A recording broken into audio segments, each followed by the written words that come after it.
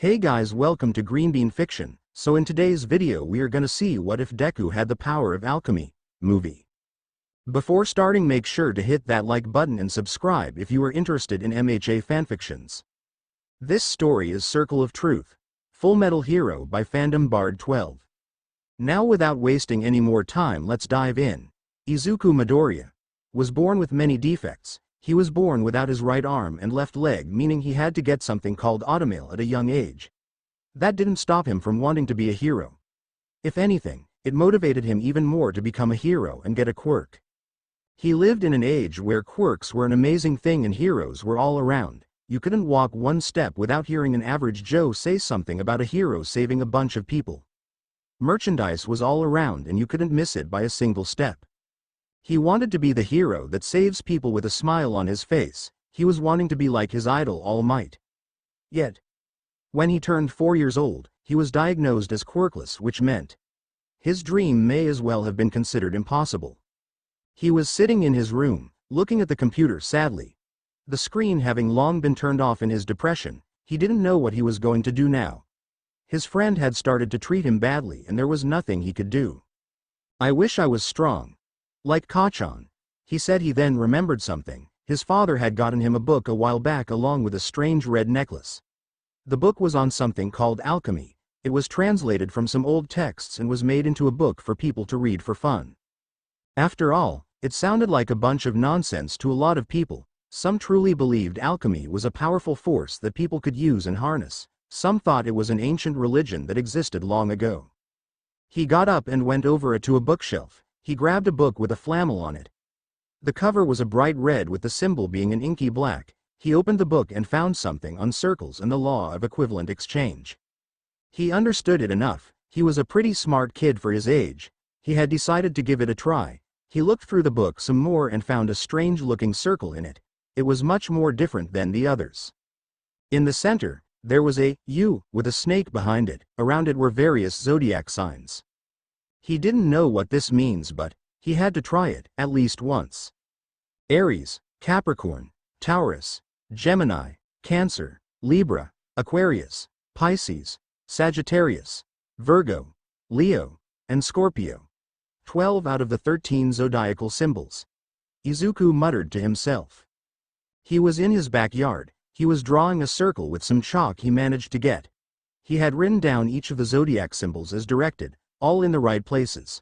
All within the circle as directed from the book. He looked at the center of the book. He drew the final and most important symbol. Ophiuchus. The 13th zodiac. He uttered. He nodded to himself with a slight prideful look on his face. He made sure to follow every instruction of the book to the absolute extent he can follow. He then picked up the book and read the words aloud on it. For the final part, put a droplet of your blood in the center. He took out a needle and pricked his finger with a slight wince. He put it over the symbol and let the droplet fall on it. He breathed in, and then out. He looked at the circle with a determined look. "I hope this works," he said. He claps his hands and places it on the circle. Black electricity went across the circle with all the symbols glowing. Aries was red, Capricorn was dark gray, Taurus was green, Gemini was yellow, Cancer was a light gray, Libra was blue, Virgo was pink, Scorpio was brown, Aquarius was light blue, Pisces was dark blue, Leo was orange, and Sagittarius was purple. Ophiuchus was pure black. Energy cascaded across the sky as a bright light engulfed Izuku. After a while, the bright light faded and he was in a white void. He looked over and saw a figure shaped like a man. The Circle of Truth, a gift that had lead to the destruction of alchemists yet not alchemy itself, it said. Okay. Where am I?" Izuku asked. The figure pointed behind him. He turned around and saw a giant gate in front of him with various symbols on the front. He turned around and looked at the figure, confused and afraid. "What lies before you is the gate. It contains infinite knowledge for those that can pay its price," the figure said. Izuku blinked. He then looked down at the ground and found himself standing in a larger version of the circle he drew. He was standing in the center of it. He then looked back up at the figure. The Circle of Truth is a gateway, invented by someone who took advantage of the Philosopher's Stone and created a path to the gate itself. Yet it lead to the destruction of alchemists, thinking that they too could bypass this rule. What they had not realized was this gateway lead to their doom itself. It said to him simply. Why are you telling me this? Izuku asked, afraid. Alchemy has existed longer than your quirks have. It is a power that all can harness and none should use. You, however, should use this power. For it has been long since gone and humanity has grown complacent with their quirks and power. The figure said. Oh, that's... Izuku said he didn't know what to say here. He wants to say he's wrong but he can't seem to for some strange reason. He looked back at the figure in silence. Yet this kind of power can offer something more. There is a knowledge that only the gate can provide. All would get here by performing forbidden alchemy. Yet you have not done the sort, using the gate instead, following it to its last rule. I did as the book said. It wouldn't be right to not do it, Izuku said nervously. The gate can give you the knowledge that you've never known yet at a price as said before. You must give something up in order to know this power, the figure said. What do you want from me? Izuku asked confused. Ever the quick-witted, the exchange shall be this. You will give me something important. That object around your neck. How did you get that philosopher's stone? The figure asked. Izuku lifted his necklace, the red gem glowing brightly. He looked at the figure with a raised brow. My dad gave me this. I didn't know what it was but it's pretty, he said. I see. May I take its power in exchange for this knowledge? It would have no use to you anyway, for you have nothing to try and gain back, the figure said. I accept. Izuku said. A bright red light went out of the necklace and into the figure's hand. He chuckled as the gate opened. This will grant you the knowledge you seek. Yet will this knowledge truly free you? Black tentacles grabbed at Izuku, causing him to try and escape. He was dragged toward the gate. He kept trying to get out before falling to the ground. He looked at the figure with fear in his eyes as tears went down his face. Or will this knowledge trap you forevermore? That is a question. May the truth be with you, young one. And use this power I've given you properly. Izuku was then dragged into the ink blackness of the gate. It closed behind him, leaving the figure behind. He then sat down near the gate, doing as it did before, though it wondered to itself. Will this young man truly be able to use this gift to its full extent? Or will he waste it? Either way, it does not truly matter to him. He paid the toll, and he had crossed the gate itself. Meanwhile, Izuku was laying on the ground in front of the circle he created. His eyes fluttered open and they suddenly widened. He remembered everything that happened and had new knowledge within his mind. He slowly got up. He looked at a nearby flower and clapped his hands together before putting it over it. The flower began to grow and shift with green electricity going off it. He then grinned to himself as he looked at his hands. While one was made of metal, the other was flesh. He realized that he could use this power to become a hero, this knowledge he had gained. It's amazing. Alchemy is a truly wonderful art. One to be appreciated. I know the laws and understand them. To not follow them would be a crime, Izuku said to himself. He knew what he said sounded strange, but this new knowledge had changed him. He knew better now. He knew that his chances of becoming a hero went way up with alchemy. He knew all the circles. He knew all the information about things around him. He nodded as he looked at the sky, a stoic look on his face now. I'm going to become a hero. Just you wait, truth, he said. He then went back inside. He didn't want to use alchemy in front of people. Not yet anyway. He needed to train himself in its arts and figure out how to use it properly. He had a long road to go on. But he'll use his experience to become a hero, just like his dream was. I wonder, how would Bakugo react to this? I should keep using that nickname in order to not arouse suspicion. I should remain on the down low and try not to do anything stupid. It'd probably screw up my whole plan if I did, he said. He then sat down at the dinner table and ate the katsudon his mom made him with a smile on his face. He can still enjoy a few things about the life he lives in. He's going to have to study the heroes around him. Quirks were something he didn't understand that much about, so he'll have to get his knowledge about it up to a quarter of his knowledge about alchemy. That way he stands a fair chance against everyone that may go against his dreams still. He has many things to do, so many things to plan. Years later, Izuku sighed as he walked to school. He was wearing a plain black Gakurin uniform with yellow buttons that was open. He had a pair of white sneakers on. He had his trusty necklace on and his hair was as fluffy as ever. He did have a braided ponytail. He had seen a villain attack go down a little bit ago. He was not impressed at all by how they did things.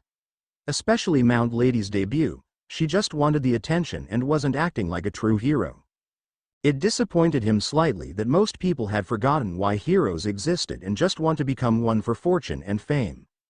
He looked at his automail arm. He had put a symbol on it a while back. It was the alchemical symbol for mind. It made sense considering how much he knew about alchemy. He's trained it well over the years and has gotten used to using it in many ways. He's even used it to harden the metal on his arm so that ways Bakugo can't damage it or scratch it. He's also been training himself physically. His muscles may not be at its peak performance, but it's pretty good. He's learned how to use multiple weapons, some forms of martial arts, and has learned how to attack pressure points. He's even kept up with gymnastics and the art of stealth. It's safe to say, becoming a hero is gonna be possible for him. He arrived at his school and he kept a stoic look as he walked through the halls. Everyone else was just talking and gossiping while he headed to his classroom. He sat down in his chair and opened up one of his journals. Quirk Research Volume Number 40. He's been tracking plenty of heroes and has been even looking into a few students at UA. He's been especially keeping track on the lesser-known heroes since they do have a chance of rising. He even looks into sidekicks since they can have some interesting quirks that could make them heroes if applied the right way. He's been looking into many things since he gained his alchemical knowledge. Alright, isn't Midoriya wanting to attend UA also? The teacher said, catching his attention. He glared at the teacher slightly, whom flinched. He knew his middle school and many other teachers had discriminated him for being quirkless among his little disability. Well, how do they like their chairs falling apart randomly? He always did snicker to himself whenever that happened. They deserve it anyway. He then looked at the class, who didn't even make a peep, after seeing a kid get their ass kicked last year. They knew not to mess with him, except for one. The reason why I want to attend UA is because not only has it been my dream, but heroics I feel has lost some of its meaning. Most heroes are based around being flashy and witty rather than being actual heroes. Mount Lady had debuted today, and while she had managed to handle the situation, her conduct was not befitting of a hero. Her quirk isn't exactly suited for combat anyway. Her quirk seems to be more suited towards rescue and search. Yet she chooses the flashy route. It's disappointing to see. I'm wanting to prove to people that heroics isn't just a cool name and flashy job, it's one with responsibility and nobility. And it all starts at UA. So by all means, laugh at me. But I'll have the last laugh, he said stoically. Nearly everyone was shocked to hear him say that. It seems as though that was really on his mind. He was a quiet kid, so to hear him speak that many words in such an eloquent and cold fashion was more than just foreign to them. A hand then crashed on Izuku's desk with an explosion. Bakugo Katsuki was the owner of that hand. Shut up, duh. Teacher, can we please start class already? I don't want us to be behind on work, Izuku said casually.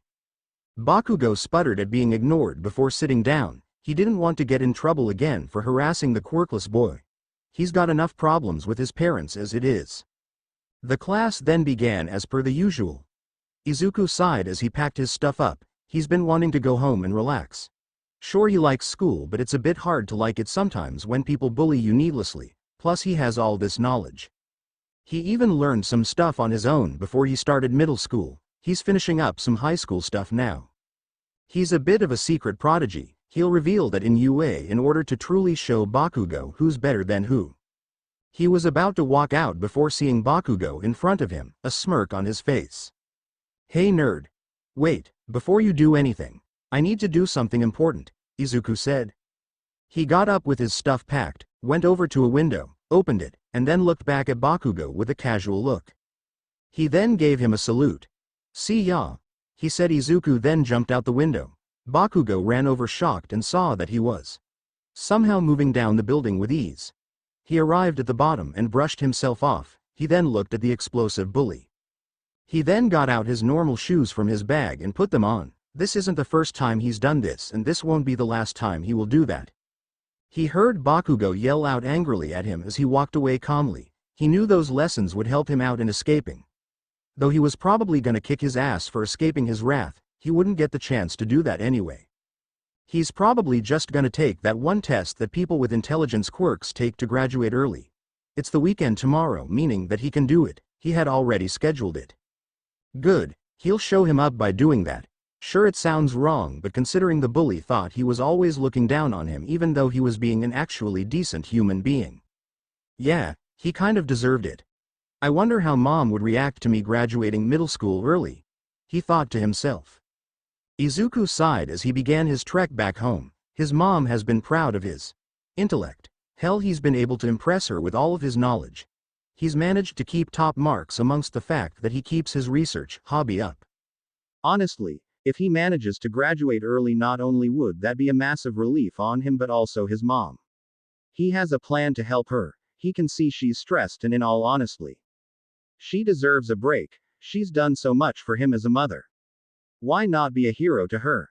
She's been kind of a hero to him all this time, especially when dealing with his injuries from Bakugo. He was walking under a bridge with a casual look on his face when he sensed something amiss. Something he developed from his personal training. He sighed as he knew exactly what to do. He immediately jumped high into the air, avoiding an attack of sludge. He landed and sighed yet again, looking at the sludge. Let me guess. Possession quirk? He asked. What? How could have you sensed me? The sludge villain asked. Izuku merely deadpanned and clapped his hands, putting them on the ground, causing a giant amount of stone, brick, and metal to create a jail cell around the villain. They tried to escape, to which the alchemist snapped his fingers after putting on a pair of white gloves. Fire exploded near the villain, causing them to recoil back into the cage since it seemed to be the safest place. On the gloves was an alchemy circle, the one for fire. Impressive. You almost managed to escape. Listen, as long as you stay in that cage, you're safe. So wait here while I try to get a pro hero's attention. Try and get out, and that fire I made will burn your eye to a crisp. Got it? Izuku asked in a low voice. The sludge villain reluctantly stayed inside. The young alchemist was about to do that when someone landed near him. It was the number one pro hero, the one he looked up to the most, and the most loved person in Japan. All Might. Izuku yelled out. Have no fear, for I am here. All Might yelled. Izuku was in front of the number one pro hero. Best day of his life right here. Seriously, he's had some good days, but honestly, being able to meet the pro hero himself is amazing in his opinion.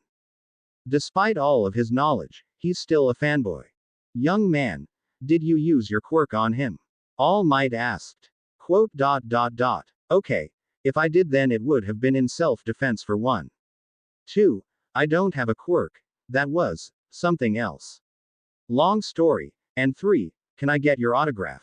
Izuku asked, holding up a book. This was an autograph book. He went on a journey to get any pro hero autograph he can. Ones he can admire at least. He's gotten Present Mikes, Midnights, Vlad Kings, Snipes, and a few other well-known heroes. No underground heroes. Not yet anyway. All Might took the book and then signed his name on it. Yep, definitely the best day of Izuku's life. I see. Well, regardless, young man, you held your own against a villain. The number one hero said. Yeah, all it took was a bit of alchemy. It's kind of a thing I don't want to really explain because, well, it doesn't matter that much. Izuku said. He then cleared his throat, catching All Might's attention. Both were still aware that the sludge villain were there, if Izuku holding up his fingers pre-snapping was any indication, and he didn't leave. All Might. Can someone quirkless become a hero? As in, with the right training? Izuku asked. Young man, being a hero is dangerous. It's a bad idea for a quirkless person to get involved. All Might said somberly. Izuku clenched his fists. He should have expected this by now. He wanted to ask All Might, since he was the end-all, be-all to questions about becoming a hero. He's number one for a good reason.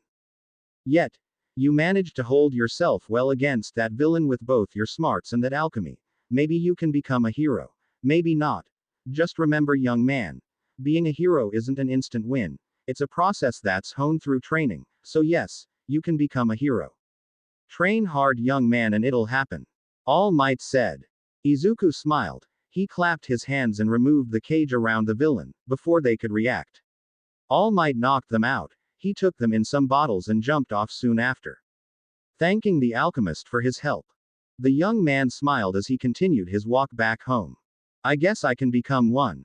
Alright, Let's get to training," he said. He then began running back home. He knew he could become a hero. And nobody was going to stop him. Not a single person. Not Bakugo. Not those kids at school. Not the teachers. And certainly not all the other heroes who will doubt him. He'll do it. He'll become a hero with alchemy. That'll be his circle of truth.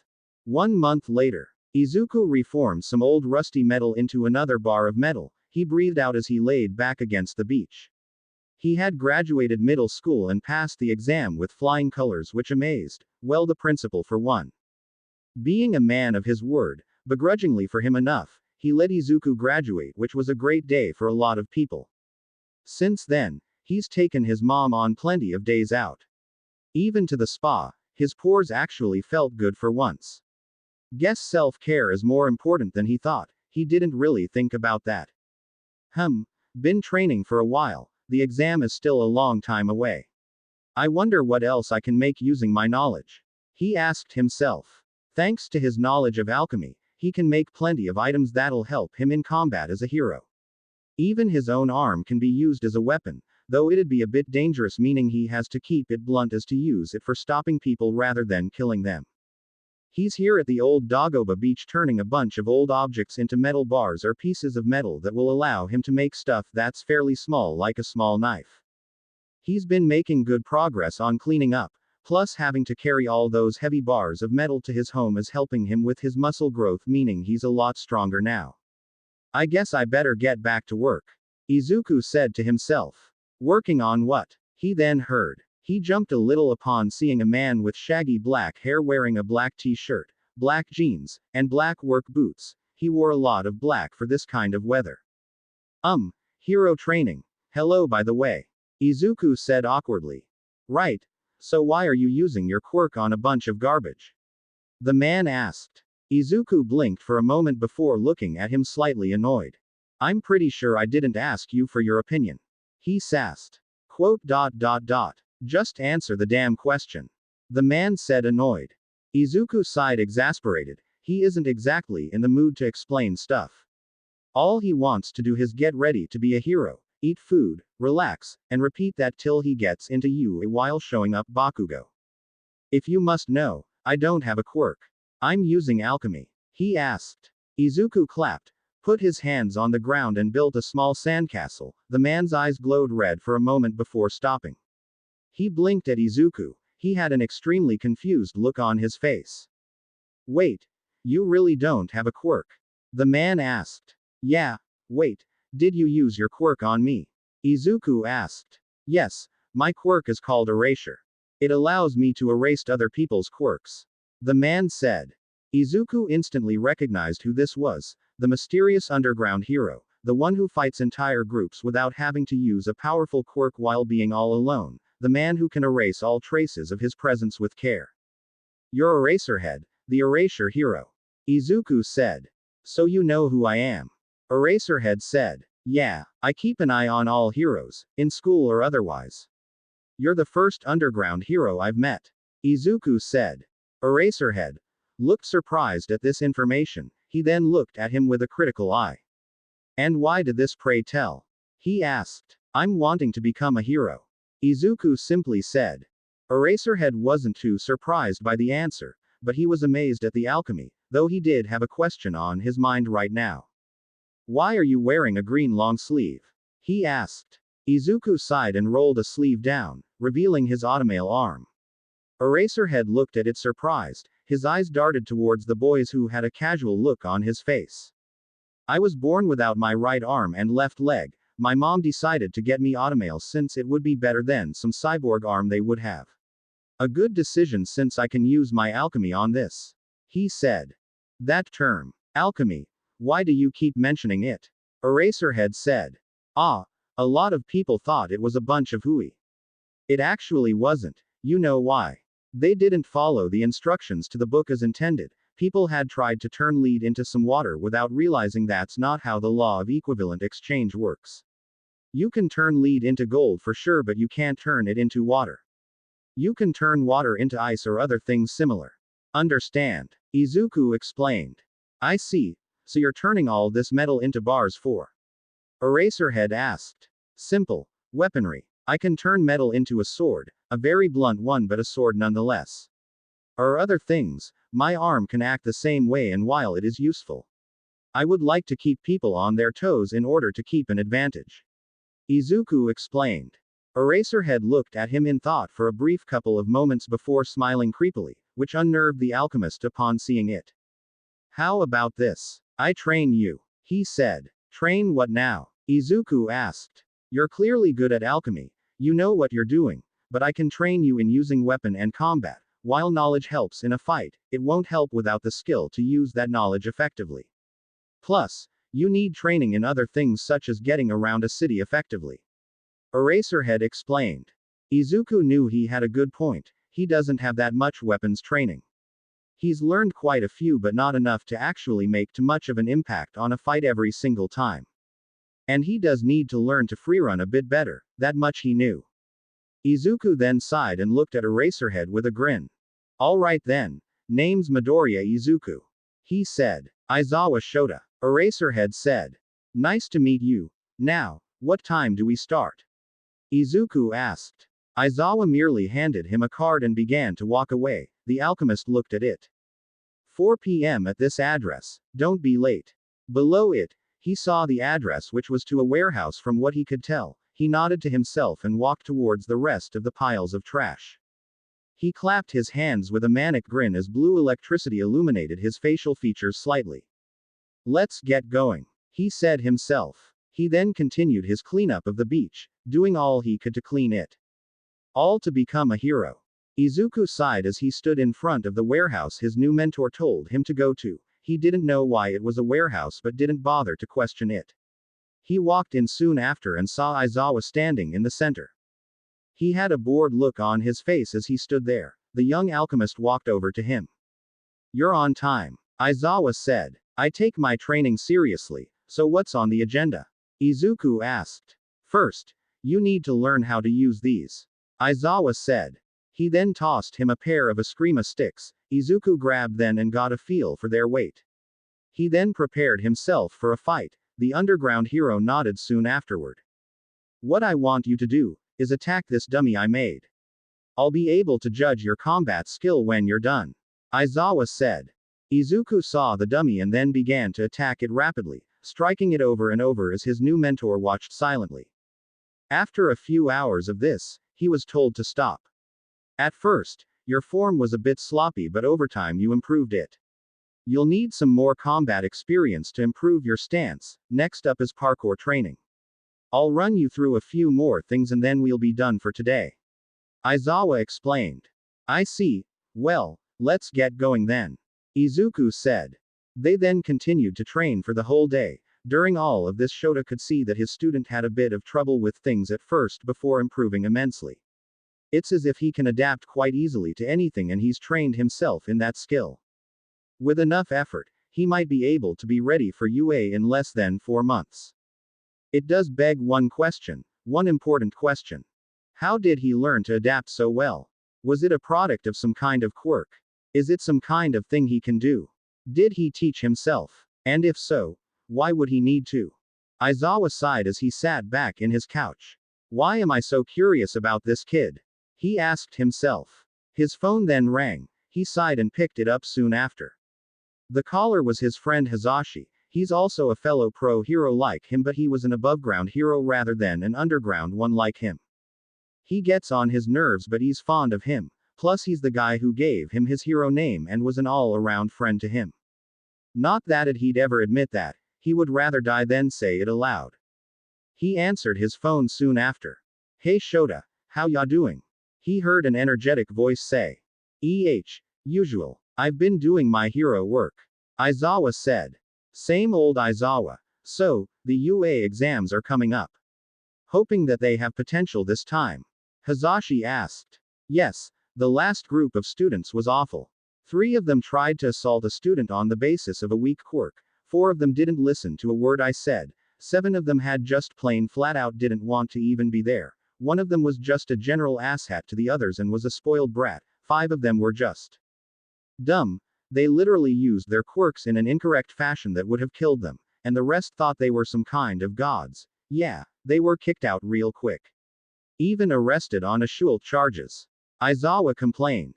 Wow, I'm glad you expelled them. Honestly, even I don't think I could handle a class like that, especially those last ones. Hazashi said. It was a logical choice, though I'm hoping this next group will be better. Because if they aren't, then I'm just gonna select some people that want to be heroes in the other classes and train them. It'd be a hell of a lot easier. Aizawa explained. I'm sure it won't come to that. Hazashi asked. Yeah, so, what about you? Aizawa asked. Well, the radio show's been going great. I've been thinking of adding a band or something, really spice it up. Hazashi asked. Aizawa sighed and shook his head to himself. Right, anything else? He asked, slightly annoyed. Not really, that's kind of why I wanted to talk to you. I'm kind of bored right about now. Hazashi said. Okay. Well, good night then. I'm wanting to enjoy my night off. Aizawa said. Right, I'll probably ask Nimari for some advice on my band problem tomorrow. See ya, Shota. Hazashi said. He then hung up. Aizawa sighed and laid back into his couch again. One of his cats then walked up beside the couch and jumped into his lap, purring soon after. The cat was black and had bright green eyes. Their name is Yami and they were generally a tame cat, one of the more outwardly friendly cats. He smiled slightly and petted them on the head gently. Hey, I guess I should get some sleep, gotta train that brat tomorrow. Aizawa said. He headed to bed soon after. On the couch, it's where he usually sleeps. He hasn't slept on his bed in a long time.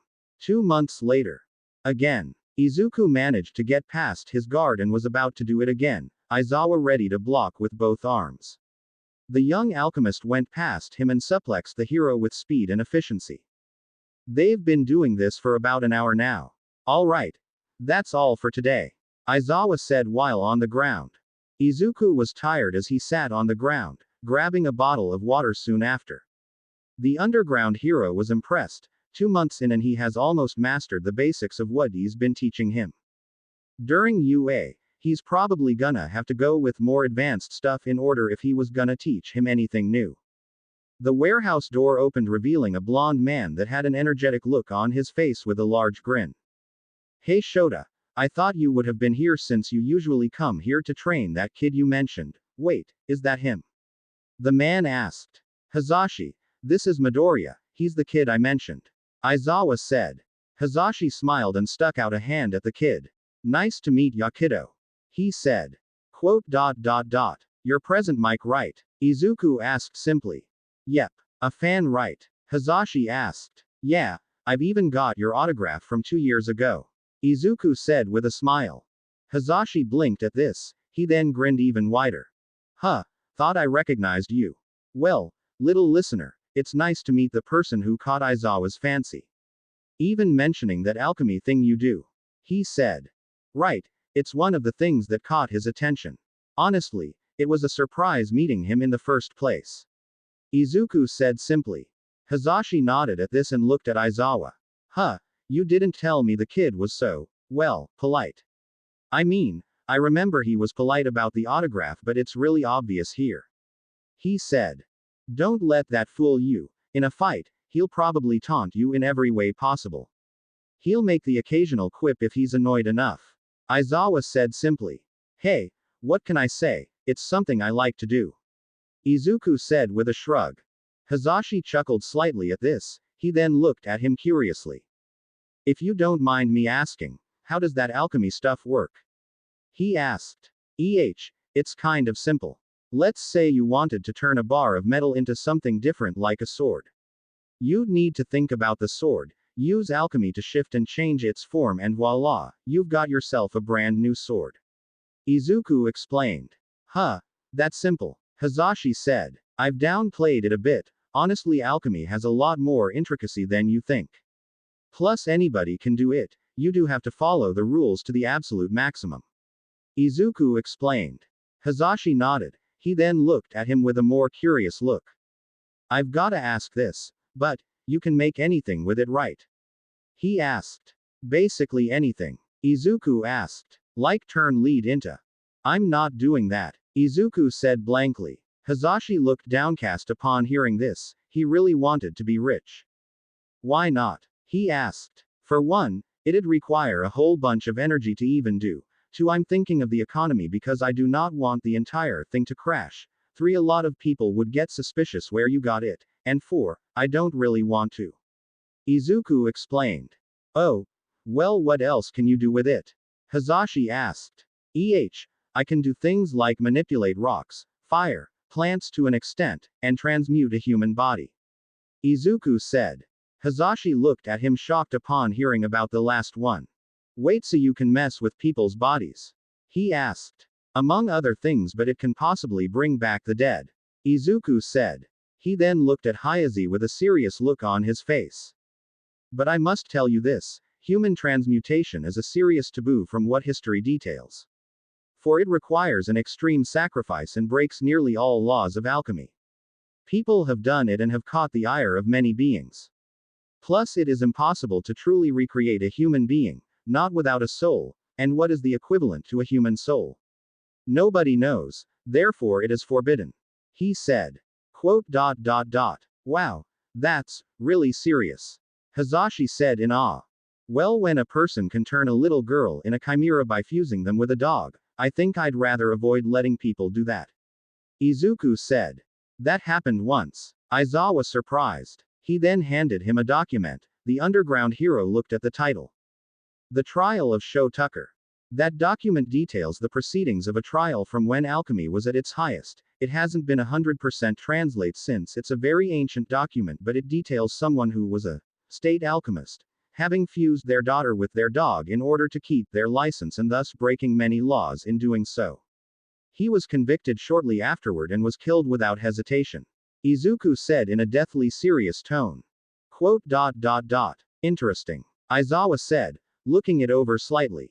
Regardless, the baseline here is this. Alchemy is something that shouldn't be abused nor used for personal gain. There's an old alchemist saying. Be thou for the people. It was an unofficial creed, but it basically means use alchemy for good rather than for evil. Personal gain is not a motivation for an alchemist, helping people is. Izuku asked. Aizawa looked at him amazed. He's looked so much into alchemy and is wanting to use this ability to help people rather than for personal gain. It's something a lot of heroes tend to forget on their path. It's nice to hear someone say something like that after seeing so many people become a hero for fame and fortune rather than anything actually good. Especially since he expelled so many kids for that reason alone. He doesn't want to teach a bunch of bratty kids who think they're better than people. Especially those deeply ingrained in quirkism. Be thou for the people, an interesting creed. He said. Yeah, honestly, it's kind of my personal reminder. Be a hero to save people and help them, not for fortune or fame. That's what it shouldn't even be about. It's disappointing to see some heroes fall from this. Izuku said. Wow, kid, you've got the spirit of a hero in ya. Hazashi said. He wrapped an arm around Izuku and brought him close, looking at Shota with a bright grin. Shota, we've gotta adopt this kid. He said. He has a mother. Aizawa dolefully pointed out. Then why not meet her? Hazashi asked. Izuku sighed before smiling slightly at this. Well, I've been telling her about my training with Aizawa. So I think it would be nice to her to meet you too. He said with a shrug. Might as well. Aizawa said simply. It was then agreed for the heroes.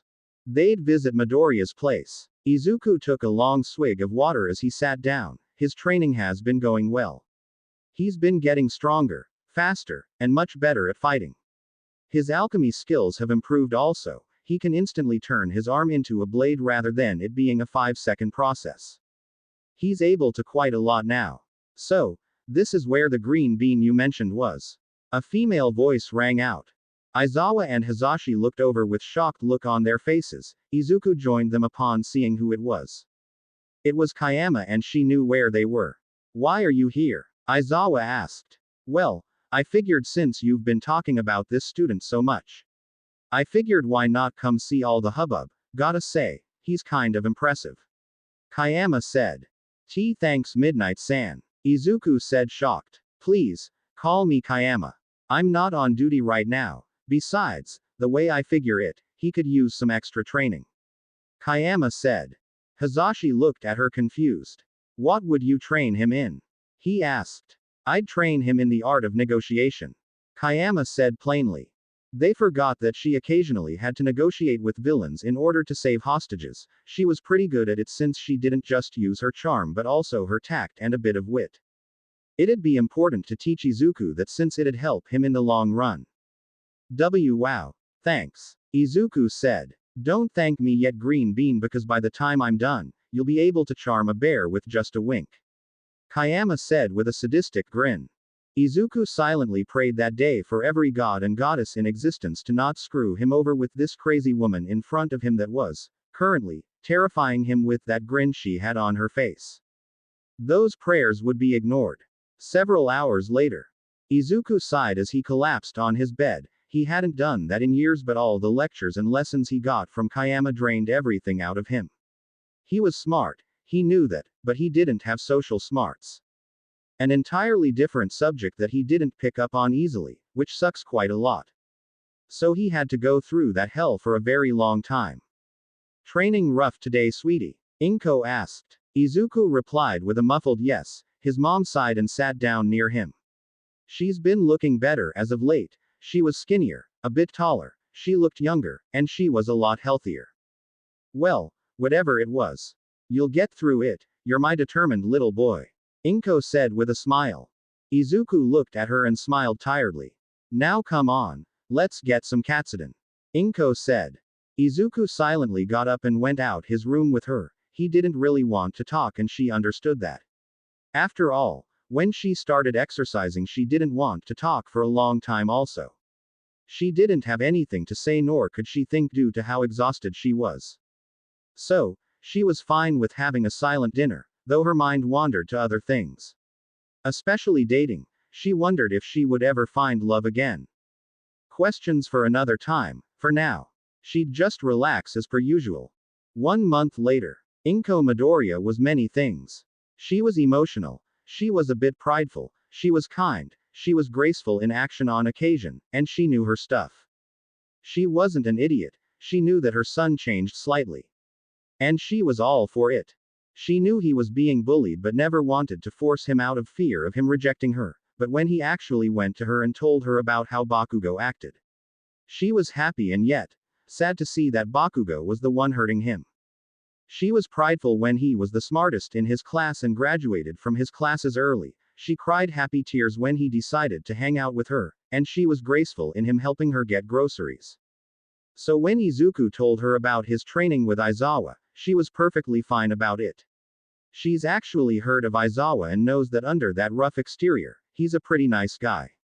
More than one victim that was hurt while being mugged had always said that the man cared about them despite speaking neutrally, even going as far as to check on them in the hospital. He always says it's a hero's duty, and that's what she liked about him. She accepted the training since it was good for Izuku. When she heard that not only was Aizawa coming over but also his friend present Mike, she was ecstatic to meet them. She cooked Aizawa a nice meal, talked with Mike about things, and generally had a good time. She even gave them her phone number to contact her when needed. They came over again and again. After a while, she treated the two as her own children. And she was perfectly happy with that. Izuku's response when he found this out. Honestly, I'm okay with this, you need more adult friends, Mom. And if you consider them their kids, then yeah, I consider them family. Better than Dad at least. Izuku said. He knew that his father wasn't coming back, because apparently he divorced her a long time ago. She found out one day and it devastated her. She never told Izuku, until he figured it out himself years later. And he was fine with it. Guess it was another perk of his personality change. She always wondered what would happen if she got back into dating. Hey Mom. Izuku said. She looked over. She saw Aizawa and Hazashi as per usual, but there was now a third person. Midnight, the R-rated hero. This is Midnight. She decided to join in on my training a month back and well, she found out about the visits and wanted to come along. I hope that's okay. Izuku said. That's fine, dear. Go ahead and pull up a chair, miss. Kayama. Just call me Kayama. Midnight said. All right, Kayama-san. Now Shota, have you been getting sleep? Inko asked with a stern gaze. Aizawa merely rubbed the back of his head sheepishly. She merely shook her head with a light chuckle. Of course, now come here and get something to eat. You're skinnier than a skeleton. She said lightly. Aizawa said nothing and sat down. Hazashi chuckled while taking his usual spot. Kayama down also with Izuku. Inko finished cooking and she began eating with them. During that meal, she got to know the heroine and felt something. She didn't know what, but she felt something. Izuku didn't expect this. It was 4 months before UA would even start. He's been around with Aizawa, Hazashi, and Nimari for a long while now. He's considered them family at this point. He's happy with 2 older brothers and a sister. Never in his life did he expect his first and only sister to become his second mother. It sounds so strange out of context now that he thinks about that sentence a little more. What happened was this. 2 months after Nimari met Inko, the two began hanging out together. Izuku was more than happy to see his mom have another female friend. Sure, she still talks with Mitsuki, but it isn't exactly the same since she's so busy with work and making sure Bakugo goes to therapy. She didn't have time to relax. Yet over time, Izuku noticed something. Inko was way more casual with Nimari than Aizawa or Hazashi or even the elder female Bakugo. Another thing to note was that they always talked about things so loosely. If anyone that Inko didn't really know were to ask her about the weather, she'd say it was fine. If her friends asked, then she would say a little more. Yet when Nimari mentioned that sort of thing, Inko complained about a few aspects and was annoyed at the extreme amount of heat sometimes. It was strange to see her complain about something like that. When they went out on spa days, Inko looked a lot happier and healthier. Turns out Nimari knew a good place and they went there a lot. Hell, Izuku went to that place and he had a pretty good time there. Then it turned into them going out. The young alchemist would usually see his mom wake up groggily at 9 o'clock in the morning. She usually gets up before Izuku, whom gets up at around 8, meaning that she wouldn't be home until late at night. Honestly, he was okay with it. She looked to be in a hell of lot higher spirits than she usually would be. Then, this month came. Nimari invited Izuku out on a meal, alone. He accepted since he was curious why she would invite him. What he got was the biggest bombshell of his life. They were sitting at a table in a pretty nice restaurant. They were able to wear casual clothes, meaning it wasn't a fancy one. They talked about a few things and even talked about some upcoming heroes. Then, Nimari asked this. Hey Izuku, do you like me? That caused a weird look from him. He raised an eyebrow. Yeah, you're like a sister to me. He said. Well, me and your mother, we've been dating for the last while. Nimari explained. Izuku looked at her in silence. He then raised an eyebrow. Go on. He said. And well, I proposed to her last week. She said yes and she wanted me to ask if I was okay with it. Listen. Nem. Izuku said. The hero looked at him surprised. He rarely used her first name and even more so with the nickname. It was his way of being serious and she didn't really mind. Ever since you started hanging out with my mom, she's been happier. Honestly, she was kind of happy before, but you gave her a happiness that only a man dating his wife would give. A man that would give the world to protect her. I'm happy that you did that. I don't care if you get married. Hell, having another mom sounds kind of cool. Aizawa's kind of the older brother, father figure type. You're my secondary mother figure, so you officiating that is fine. Izuku said.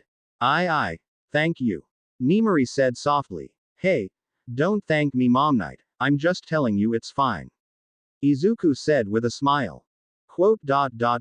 Mom Knight, she asked. I can't just call you both Mom, so.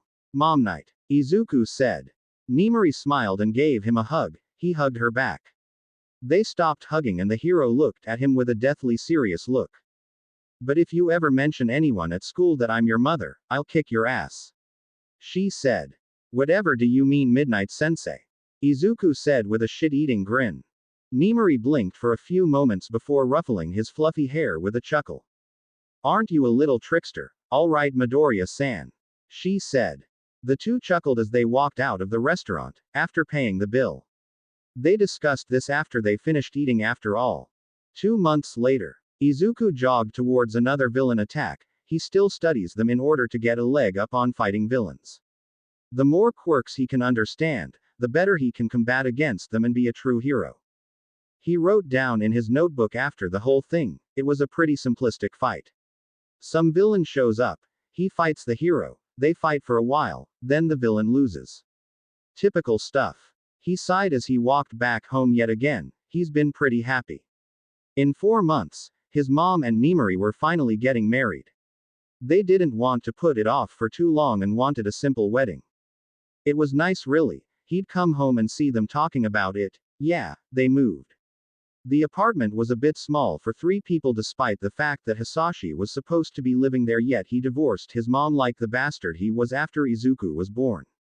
So they got a bit house. It was a couple of blocks away from UA, and was recommended by Nedzu. Seriously, did that mouse watch everything? He was even paying for some parts of the wedding and he had their address. He even came by occasionally to talk about heroics with Izuku. The guy was a serious uncle, it was kind of weird.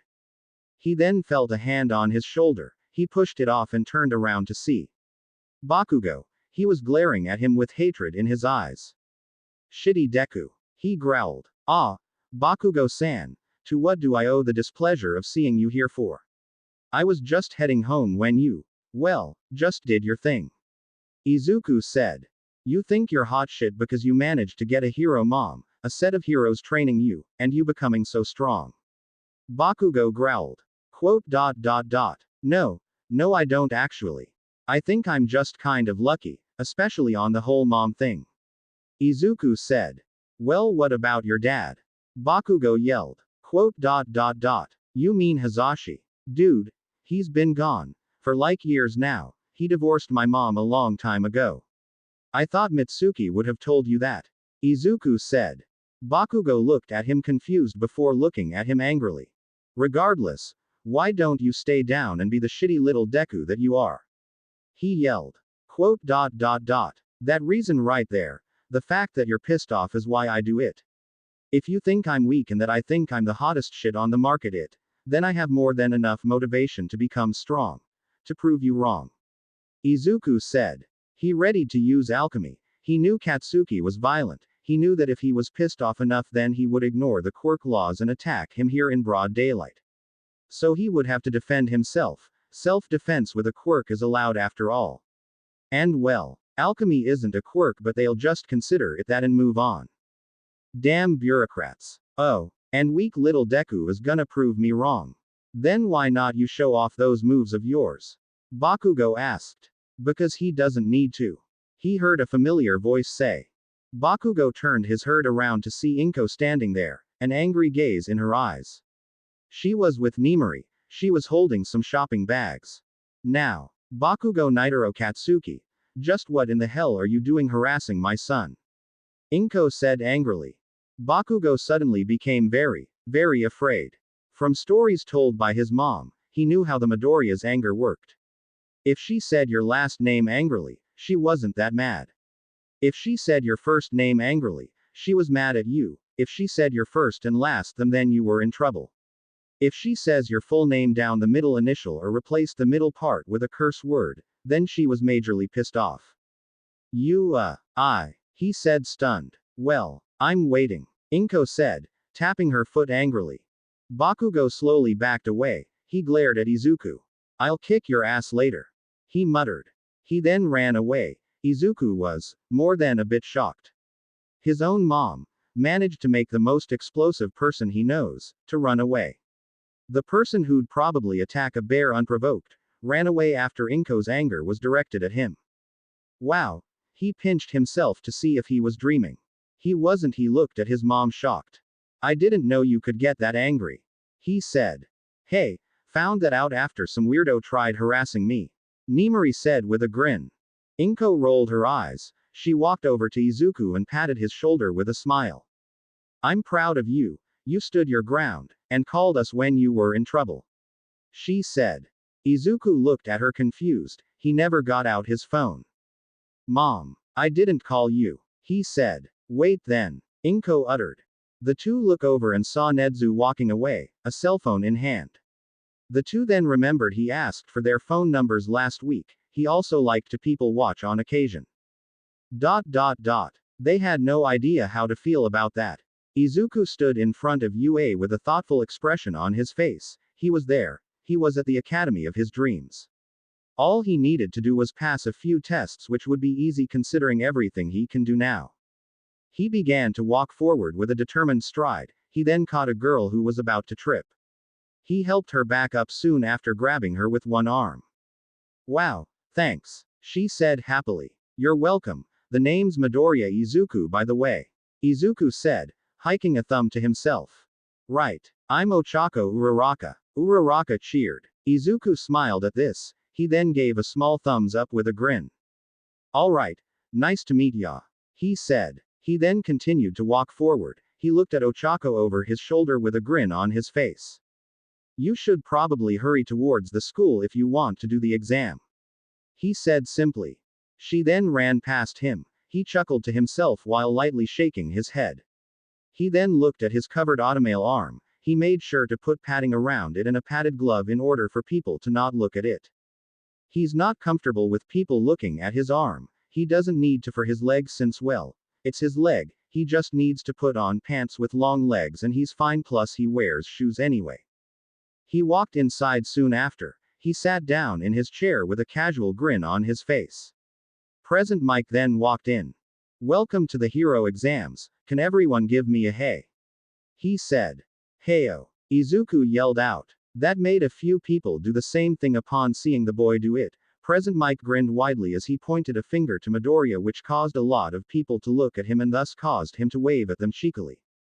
Thank you, examinee number 2225. He said gratefully. Izuku just grinned while rubbing the back of his head happily. Present Mike then continued on with his speech and talked about how the test worked. Later, Izuku sighed as he walked through the zone before the combat exam. He then saw Uraraka nearby. He hummed to himself as he looked over at her in the distance. I should probably go and say hi, plus she looks a bit nervous. Maybe seeing a person she knows ought to help her a little, he said. He was about to walk over when he felt a hand on his shoulder. His instincts kicked and he tossed him over his shoulder, causing a few looks. Izuku sighed as he looked at the blue net on the ground with a blank look. Dude, don't scare me like that, he said blankly. What? He asked, confused. Yeah, I learned that if someone were to try to attack me from behind to throw them over my shoulder at a young age. I'm wanting to be a hero, so don't do that shit, man, Izuku said, crossing his arms.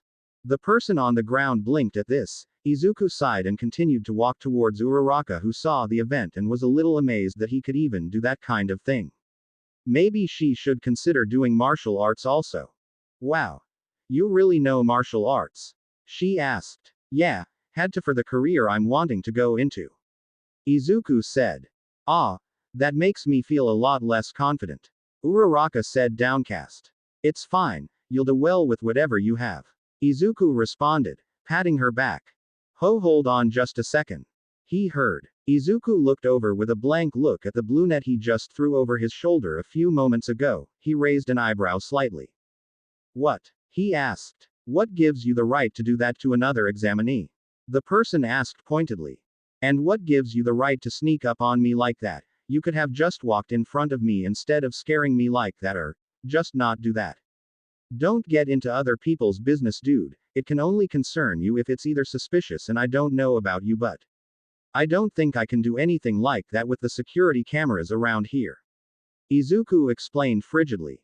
The blue net stared at him in silence. Meanwhile, in the observation booth, Nedzu was silently chuckling to himself while Aizawa was grinning proudly alongside Hazashi and Nimari. All Might, meanwhile, looked impressed at the boy's knowledge of the security camera. It seems young Midoriya has changed somewhat in the time I haven't seen him, All Might said, impressed. Yes, Midoriya-san is quite skilled at observation and being able to tell facts. Father like son, Aizawa, Nedzu said with a cheeky grin. Aizawa glared at him for a few moments before huffing loudly at the principal. Okay, I taught him that is an important skill, he said with some pride in his voice. He won't deny the whole father-like-son comment, he's very proud of Midoriya. All Might felt like he missed out on something for some odd reason as he focused back at the screen in the exam site. He wondered what he was gonna do next during all of this. It's important to know what decisions another person makes considering what consequences it may lead to. The blue net was about to respond when the gates opened. Izuku immediately bolted out of it. Get moving. There are no countdowns in real battles.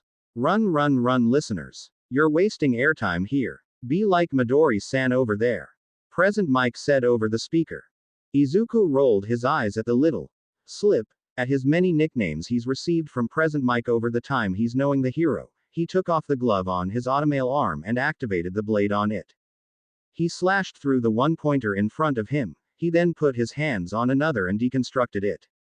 He grabbed a metal pipe and turned it into a spear, throwing it into a two-pointer's eyes.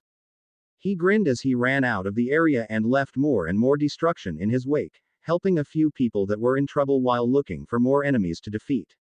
Many of the heroes were shocked at his speed and efficiency while Aizawa was grinning like a madman. Nimari merely looked on with a chuckle and a shake of his head. Hazashi was constantly saying for Izuku to be careful. All Might looks at Nedzu, figuring he knew what was up with the three and Midoriya. Miss Midoriya over there is Izuku's other mom while training him. Aizawa trained him, and Yamada was another trainer of his. Nedzu said simply. Quote. I'm starting to think my small doubts of young Midoriya ever becoming a hero are starting to be a bit unrealistic. All Might muttered downcast. He then continued to watch Izuku steamroll through the exam with more speed and efficiency than that of really anyone. Even he had a hard time on this exam when he was going to try and attend UA. He sighed to himself as he looked at his hand. Should I give him it? He whispered to himself. He then shook his head. He knew that Izuku would reject it. The boy clearly seemed confident in people without quirks becoming a hero. Among the fact that he has alchemy, he doesn't need anything more. He decided to consult Night Eye after this, though he has to wonder, how is Izuku so good at using alchemy? He sighed as he watched Izuku set a few robots on fire with a mere snap of his fingers. It would have been great to give him one for all, but he knew better than that. Izuku breathed out as he walked through the battlefield. He just destroyed another three-pointer. He has lots of points under his belt, meaning he was okay for now. He then saw people running away from something terrified. He raised an eyebrow before feeling vibrations on the ground. He looked up and saw the giant zero-pointer. He looked at it blankly before grinning madly. This thing was made of so many metal parts. He could use all of that for his own gain. He can have so many weapons for a lot of battles plus parts for his arm if it ever gets damaged. This was his El Dorado if he's going to be perfectly frank. He then noticed Uraraka was trapped under some rocks. He ran over to her soon after. He crouched in front of her. Are you okay? He asked. I'm fine. Just sprained my ankle under this. Uraraka said. He sighed and clapped his hands, causing blue electricity to come out of them. He then clapped them over the rocks, causing them to explode. He can warp the rocks enough and generate enough energy inside of them to cause them to explode. Uraraka looked at him amazed after he did that. He then looked over at the robot. He sighed as he ran towards it. He clapped his hands and raised the ground beneath him, causing a variety of people to look at him in awe and in horror. He jumped on top of the robot's head. He sighed to himself as he clapped his hands and mustered all the energy within him. His moms were gonna kick his ass with Aizawa joining in with Hazashi scolding him soon after. But it was for the best that he did this. He placed his hands on it as blue electricity sparked all over it. It then began to fall apart with each piece becoming a metal part through sparks of electricity. Izuku felt exhausted soon after. He then began to fall from the sky. He sighed as he fell towards the ground. He then felt himself being caught. It was Uraraka. My hero. He said with a grin. Uraraka blushed at that and looked away. He slowly got up and stumbled slightly. He rubbed the back of his head sheepishly while looking at her. Thanks. He said. You're welcome, Midori. She said. Izuku looked at her confused before chuckling slightly, causing her to look at him confused. What? She asked. Sorry. It's just, my uncle called me that first. He said with a fond smile. Oh. That's nice. She said a little surprised. Izuku noticed that recovery girl walked up to the two. She had a kind and warm look on her face. Do you need any healing, dearie? She asked. No, I'm fine, but she does. Izuku said, hiking a thumb towards the girl near him. Recovery girl healed Uraraka soon after. He began walking away with a look of pride on his face. He managed to make it. He probably passed this test with flying colors, meaning that he was gonna become a hero. Take that, Bakugo. Guess who's better than WHO now? Regardless, he should prepare himself for all of UA, who knows what he'll find here during this time. Though he gets the feeling that despite his skills with alchemy, people will consider to underestimate him. Luckily, he'll just prove them all wrong by kicking some major ass. Izuku is walking through the streets silently before running and ducking through cover as he's attacked. He claps his hands and erects a giant wall. He grins as he turns his arm into a sword. He then jumps over and takes down the villain. He then marks down something in his book. As time goes on, more and more marks are put down into the book before it's filled. Izuku closes it before walking away. He then notices Bakugo looking at him angrily. He then gestures for him to attack him. Later, Izuku walks away victorious as Bakugo's head is on the ground steaming. He smiles as blue electricity glints off of his hands. He claps one last time, making the truth circle. The title then appears over it. Circle of Truth. Fullmetal Hero. Boku Dake ga Inai from Erased. Izuku sighs as he walks through the summer season alone, his metal arm exposed. He walks by various people living their daily lives. He even waves at a few of them. He pets a dog that was walking by him. He then stops for a second. He then looks behind him and sees Uraraka running up to him. The two chat a bit before Uraraka walks away. Izuku continues his peaceful walk, going across streets and neighborhoods. Iida runs past him while waving. Izuku waves back slightly. He continues his walk. Mina and Toru annoy him for a bit with him ignoring them before walking away talking to each other. Kirishima walks by him and talks to him for a bit with him talking back, having a good time. Mineta slinks by him while Izuku glares angrily. Ojiro nods to him as he walks past with Izuku nodding back. Jiro gives him a thumbs up to which he gives one back. Kaminari runs past with a grin while waving. Izuku chuckles and shakes his head. Tsuyu taps his shoulder and he looks at her while stopping. She says something and he nods. She then walks off soon after. He continues his walk soon afterward. Momo rides on by on a bike, causing him to stop for a moment. He smiles and waves slightly. He continues on his walk after she passed by. He notices Aoyama carrying groceries. He helps him and the two talk for a bit soon after. They stop at his home and Izuku waves goodbye while continuing his walk. He sees Kota petting a cat and gives him a small wave. Kota waves back and then goes back to petting the cat. Izuku continues his walk in the meanwhile. He then notices Tokiyami skulking around. He just gives a small nod and continues walking. Zero suddenly runs past him, which causes the alchemist to blink before shrugging and continuing on. Todoroki is eating soba in a nearby shop. As Izuku passes it, he stops and backtracks. He sits down and talks to Todoroki for a moment. He then gets up and continues on, saying goodbye to the heterochromia teen. He then stops and sees Bakugo standing in front of him. The two glare at each other for a moment.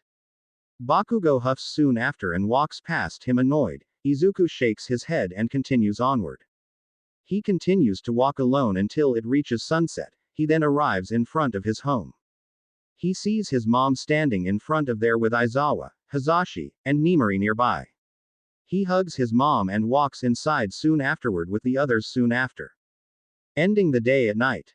Izuku paced around the living room with his family watching him pace. Aizawa had a cup of coffee in his hands. Present Mike was playing games on his phone, and Nimari was checking the news while Inko cooked. Shota stopped sipping his cup of coffee and looked at Izuku with a raised brow.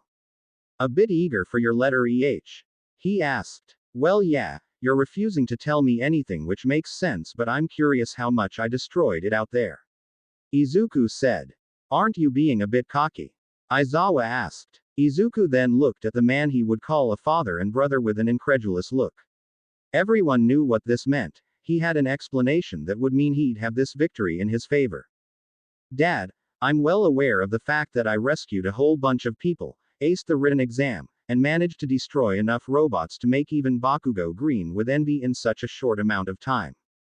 If there was a chance I wasn't passing, it'd have to be because people are biased and well, there's you, Zashi, Nem, All Might, and Nedzu against Snipe, Vlad, Ectoplasm, Powerloader, and Smentos. It'd be dead even if they had opposed against you, and Nedzu would probably say that he approves me anyway because of some loophole in the rules. He explained. Quote. Just like I taught you. Aizawa said, taking another sip of his coffee. Exactly. Plus they'd be stupid not to have someone with probably such a high score and success rate. Izuku said. So, your chances of not getting in are pretty much impossible. Hazashi said. Well, there's a margin of error that I might not have accounted for, but fundamentally speaking, yes. Izuku said. Quote. Neat. Hazashi said. I'd be pissed for one if you didn't get in. I mean seriously, you really did destroy it out there. Midnight said. Izuku shrugged, then a letter slipped through the mail slot. He walked over and grabbed the letter, his eyes widened as he saw it was from UA. He opened it and found a holographic projector. He turned it on soon after. I am here as a projection. All Might said. He's working at UA as a teacher. Izuku asked. Yeah, he is. Aizawa said, while All Might talked about being at UA. Quote. He's gonna suck. Izuku said bluntly. Yeah, he is. Nimori said.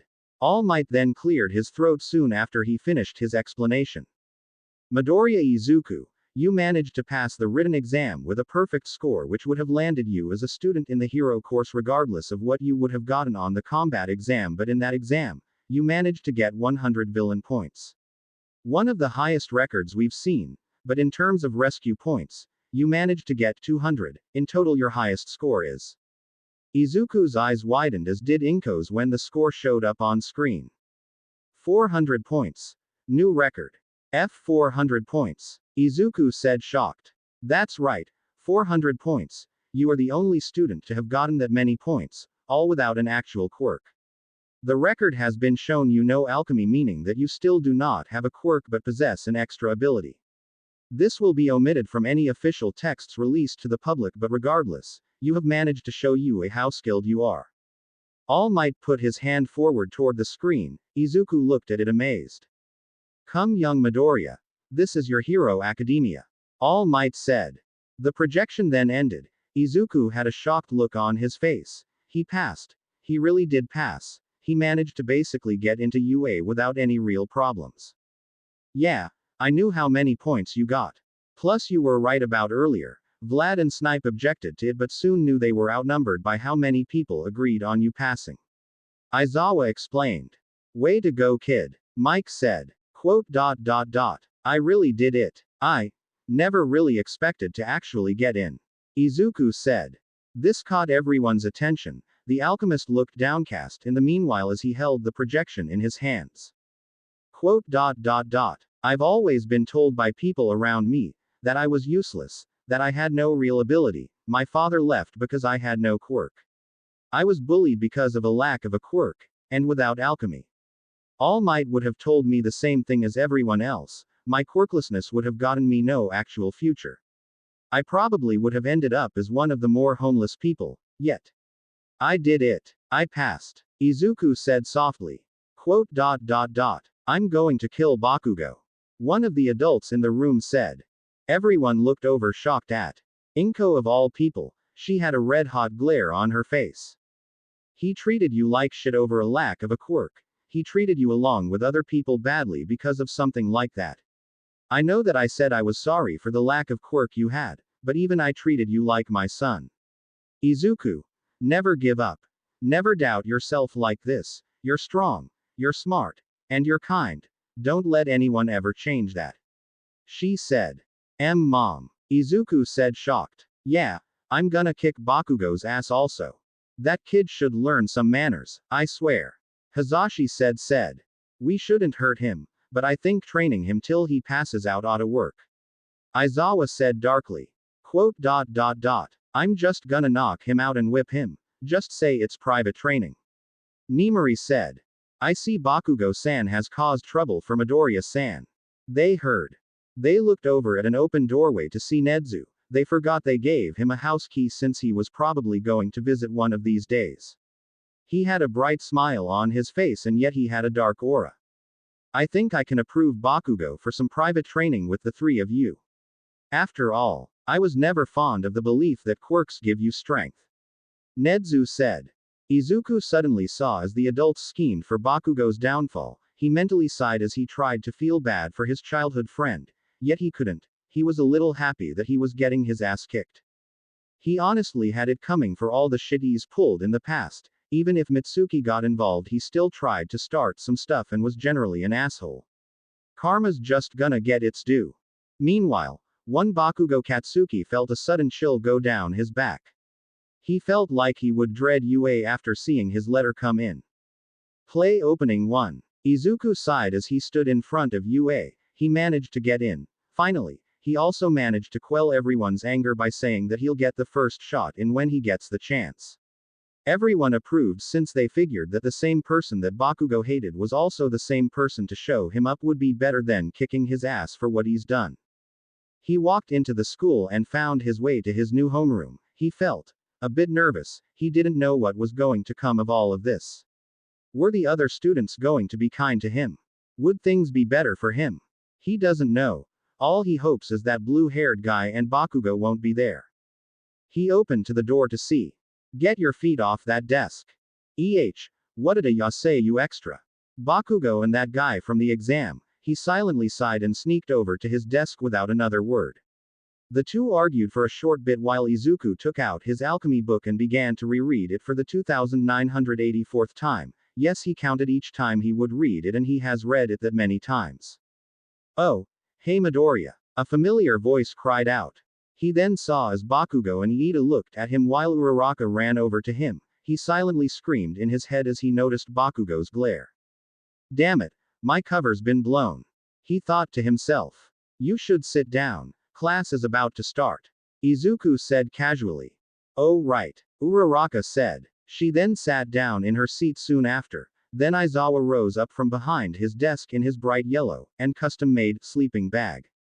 It took you 3 seconds to settle down. Better than most groups, but you should have used your time better. Also, I'm Aizawa Shota, your homeroom teacher. Aizawa said. Izuku merely nodded at this. He knew that most groups that survived being expelled usually took 8-10 seconds to settle down from what he was told.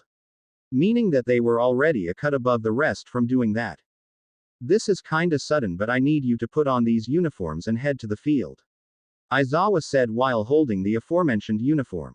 Izuku got up and grabbed the uniform soon after. He looked at his father figure and smiled slightly. He then walked past him and towards the changing rooms. Everyone else followed suit soon after. Later, Izuku was taking off his blazer when he had this soon after. Whoa, is that automail? He looked over to see a red-headed teen said that. The alchemist moved his mechanical arm soon after. Yeah, I was born without my actual arm, and since arm technology wasn't that great yet, I was given automail instead since it would be better in the long run. Of course, once in a while I had to get parts moved around and some checkups, but it works well. Izuku explained. That's manly. I'm Kirishima Ajiro. Kirishima said. Quote. Name's Midoriya Izuku. Izuku said soon after. He then took off his shirt and put on the other clothes, ignoring the looks he was getting from the other guys. He was used to people looking at his arm considering that it was made of metal of all things, and it's automail, which isn't too commonly used considering how expensive the process can be and how painful it also is. So, to say it's strange to see one is mostly obvious as one can see. They later arrived on the field soon after, where their homeroom teacher dropped the bomb on what they were doing. A quirk assessment test. Nearly everyone yelled. What about the entrance ceremony? Orientation? Uraraka asked. In UA, practices are different from the norm. Homeroom teachers usually do as they will as long as within legal bounds, meaning that if Aizawa sensei really wanted to, he could have made us run around the track for all of this period instead of doing something like this. Izuku said simply. Oh, Uraraka said. Sorry, but heroes don't exactly have time to relax, meaning that if this is what we're gonna get. We're gonna have to take it. Izuku said casually. Midoriya-san's correct in what he's saying, so in doing this assessment we are able to properly determine your potential and the power of your quirk. Aizawa explained. Meaning that despite the fact that was passed, we can still definitely fail. After all, the combat exam is more oriented towards mutant, transformer, and stronger emitter quirks rather than the more subtle versions of said emitter quirk that rely mainly on a psychological approach. Izuku explained.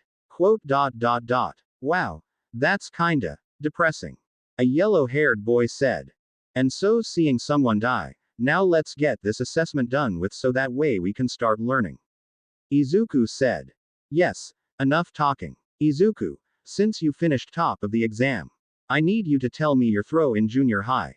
70 meters. Izuku plainly said. Alright, now throw this softball and demonstrate your alchemy while staying within the circle.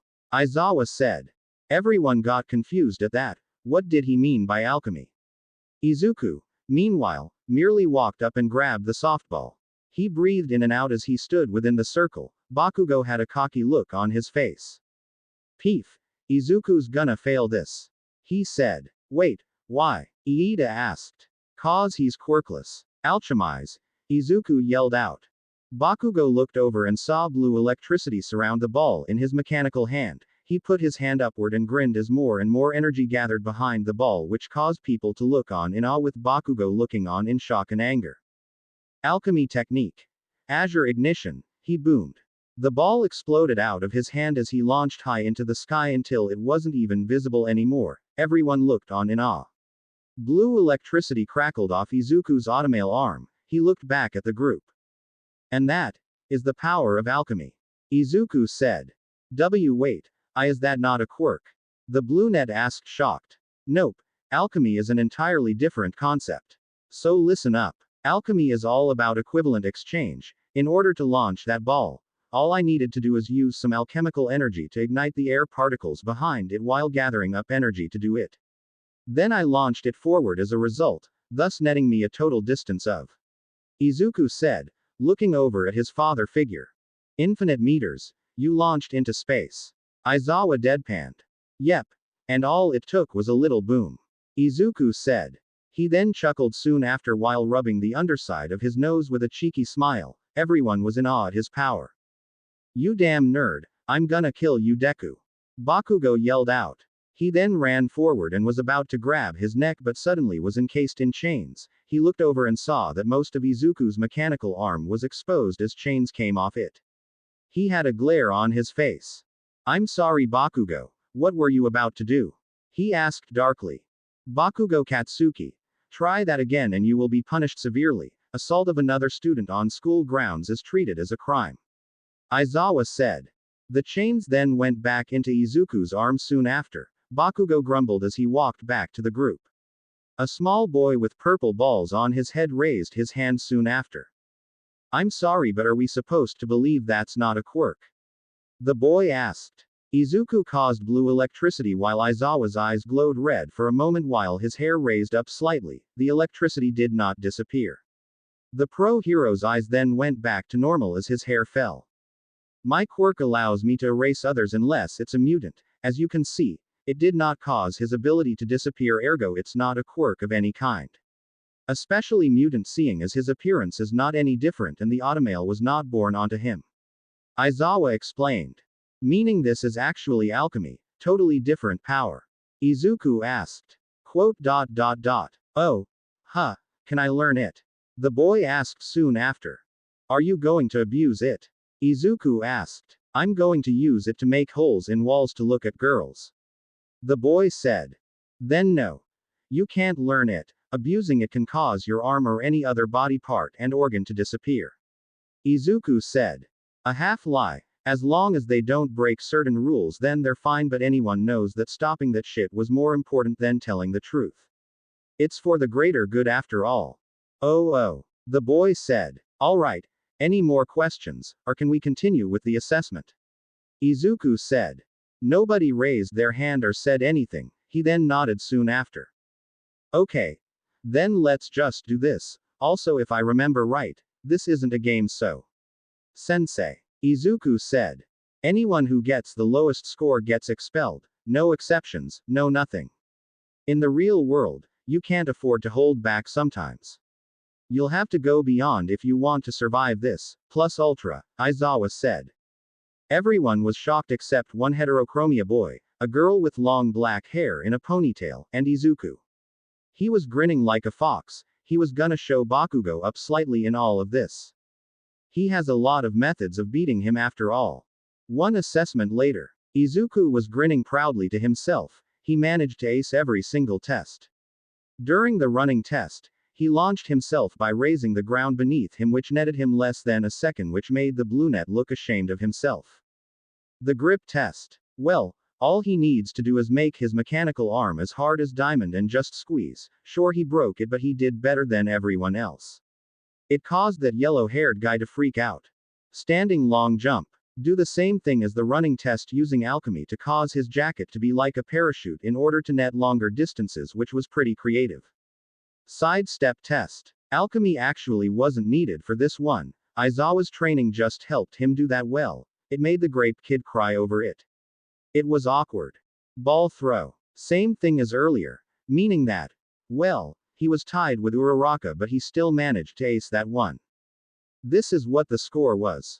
Midoriya Izuku, Yakuyorazu Momo, Todoroki Shoto, Katsuki Bakugo, Tenya Iida, Tokiyami Fumikage, Shoji Mezzo, Ojiro Mashirao, Kirishima Ajiro, Ashido Mina, Uraraka Ochako, Koda Koji, Sato Rikido, Asui Suyu, Ioma Yuga, Shiro Hinata, Kaminari Denki, Jiro Kyoka, Hagakure Toru, Mineta Minoru. Yep, Mineta got last. Turns out that despite his creativity in the side jumping test, he wasn't good at that much else. He was also kind of a pervert, but they let that slide since he hasn't actually harassed anyone. Of course, everyone knew that he was gonna do it later most likely. And those are the results. Aizawa said. Bakugo was more than pissed off. He didn't even get into the top 3. He got top fucking 5. He glared at Izuku, who seemed content and happy with himself. He got to the top because he had a quirk. Screw Aizawa's explanation, it was clearly a key. Heya Bakugo, Izuku said. That made him glare at the alchemist angrily. He was already sick of seeing him. Izuku, meanwhile, looked at him with a serious gaze. Consider this. Thanks for all the times you beat me up, all the times you belittled me, and all the times you treated me like shit. Have a good day. He said stoically. Izuku then walked off. Bakugo glared at him. He was tempted to beat him up right here, right now, but the teacher was watching, clearly with his gaze set on him. He had a feeling he was aware of what happened between him and his punching bag in the past. Well, maybe he might not get involved seeing how powerful he was.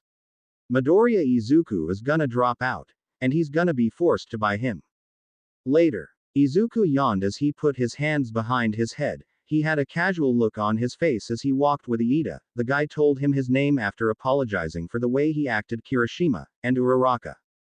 So Midoriya, what else can you do with alchemy? Uraraka asked. I can reshape metal, create ice, manipulate fire to an extent, make plants grow faster, create walls using a rock, harden the metal inside my arm, manipulate said metal to an extent, and other various things. Izuku said. Wow. That's kinda manly, you can do that. Kirishima said. Anyone can do it. Of course, for most it requires the use of an alchemy circle. Izuku said. Alchemy circle? Iida asked. Izuku sighed. He grabbed a nearby stick and drew a symbol in the ground. It was a circle with a slightly smaller circle around a square that has a diamond inside of it. He hummed as he looked it over and nodded. That's a very basic alchemy circle. You can't do too much besides manipulating the shapes of objects. Meaning you could probably make a small statue out of a rock or smooth or something to that extent. He said. He then put a small rough rock inside it. He nodded as he looked at Uraraka. Alright, clap your hands and put it on the circle. Also, imagine what you want to do with it. Start with something basic like making smooth. Izuku explained. Alright, Uraraka said. She did exactly that and blue electricity sparked out of the rock, then smoothed soon after. The three looked at the rock amazed while Izuku grinned. And that's alchemy. Of course, there are a lot of rules, but the three basics are this, he said. He then took out his small book and turned to a page. He cleared his throat soon after. 1. Comprehension. Understanding the makeup of the thing you are using alchemy on, the basic structure and all of that. 2. Deconstruction. Breaking down the item to its base components while reshaping it to a more malleable form. 3. Reconstruction. Continuing the flow of energy used to deconstruct it and using it to reshape the object into its new form. He read. Quote. That book, it contains all the information on alchemy. Iida said. Actually, this is information I transferred from a book. I also added new information based on discoveries that I made along with updated information on things that were in there. Now enough, we have to head to class. Izuku said. Alright, let's hurry up then. Iida said. The two then hurried onward to their English class where Izuku basically crushed it with his high comprehension of the English language. Everyone didn't expect him to be well versed in the language itself. Hell, when he wasn't focused on class he was reading that alchemy book. Blame himself and present Mike for learning that so well. He wanted to learn it in order to insult Bakugo secretly and present Mike so that way he can appreciate English literature that was never translated into Japanese, and to also insult Bakugo secretly. The two conspired together as you can see. Then lunch came around soon after. So Deku's an insult? Kirishima asked. Yeah, but I've learned later by my other mom that it also means you can do it, and ever since I just thought of it as that. Izuku said simply. Wow. So can I call you Deku? Uraraka asked. Yeah, sure. It'll piss Bakugo off so much to hear it in a good light. Izuku said. Language, and are you sure you should? Iida, the guy's a loudmouthed ass that talks shit despite being in punching distance. I think pissing him off is justified. Izuku said simply. Well, I can't exactly agree with the language, but I can understand why you would do that. Iida said. Exactly. Izuku said. He then took a bite out of some katsudon he bought from Lunch Rush. He'll get an autograph later, with Kirishima looking at him a bit concerned. Kinda unmanly to do that, ain't it? He asked in a worried tone. Kinda unmanly to have to tell your mother why most of your clothing is burnt after being outside for like 5 seconds, ain't it? Izuku said in a sickly sweet tone. Quote. Touché. Kirishima said sadly. Nobody could argue with that point. And finally, they had the most important class of all. Basic hero training. Something Bakugo has expected to use as a cover for giving Izuku some incentive to leave UA for good. He'll show that nerd what happens when he messes with people who are stronger than him, which is a lesson that may very well be turned on to him. Because karma isn't gonna let him get away with this one. Izuku sat down in his seat and got out his alchemy book again. He was just rereading some information he had yet again. While he thinks it makes him look casual, some of the other students think it makes him look mysterious and self-contained. Whenever Todoroki looked at him, all he saw was a mysterious student that had a power he couldn't understand fully. He saw Bakugo's work, that was plainly obvious. He knows some of this other fellow student's quirks. Yet this alchemy, he knows for a fact it isn't a quirk, but it makes him wonder a lot of things, like what are the limits to it? How much power can this give? Does it manipulate more than just rock and electricity? If it can more than that, then could he strengthen the power of his ice? He had many questions running through his head, including about what the contents of the book contained. All Might then burst through the door. I am coming through the door like a normal person. He yelled out. Everyone else was in awe and amazement, with Bakugo even having some kind of awe on his face, with Todoroki having slightly widened eyes. Izuku, meanwhile, had somewhat of a blank look on his face as he looked at the number one hero. At least try to be a little calmer. You're a teacher to kids now, not a hero for an audience.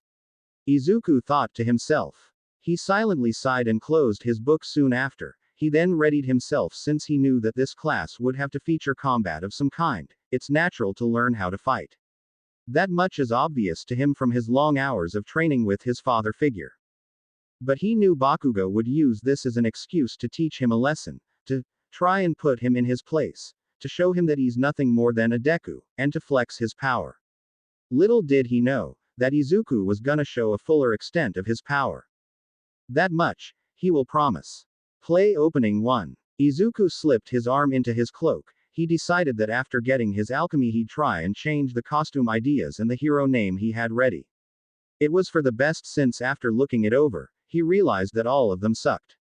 They were terrible and all based around All Might. Looking back, maybe he tried to emulate him a bit too much.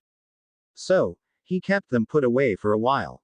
He worked on his outfit later in the years and he had everything prepared. It went a whole lot better with Aizawa, Hazashi's, and Nimari's input on it, which made it not only look better but also function well while still being able to protect him from all sorts of dangers. Now he wore a bright green long-sleeved cloak with a hood and a tail comes down to his upper calves. Emblazoned in black on the back is a flammel, a symbol that he was very fond of from his early alchemy days. It was made of carbon fiber, something that he produced himself using alchemy. Underneath that is a black tank top with gray U-shaped lines on the side. He had a pair of black pants and a pair of bright red boots. He still had his arm, but now he added a few items to it that wasn't there before. The parts were there but the items were taken out as to be safer. He had his pair of ignition gloves since that would help him turn the tide if needed. He was glad to use them still. With all of that done, he walked over to his classmates. His book in hand as he looked stoically, Uraraka ran over to him wearing her hero uniform.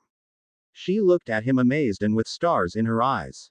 "Wow, Deku, you look amazing in those clothes," she said. "My family helped me design it. I wanted to go with a sort of combat scientist kind of look. So the cloak was pretty much my best bet among other things," Izuku said simply, flipping a page in his book soon after. "Ah, that's pretty cool," Uraraka said, rubbing the back of her head with a grin. Momo then walked over and looked at him curiously as he continued to read his book. "What are you reading in that anyway?" she asked. "Things relating to alchemy, biology, and other various topics," Izuku explained simply. "Oh, what are you looking over?" Momo said. He cleared his throat and began to read the words from his book. Components of the human body.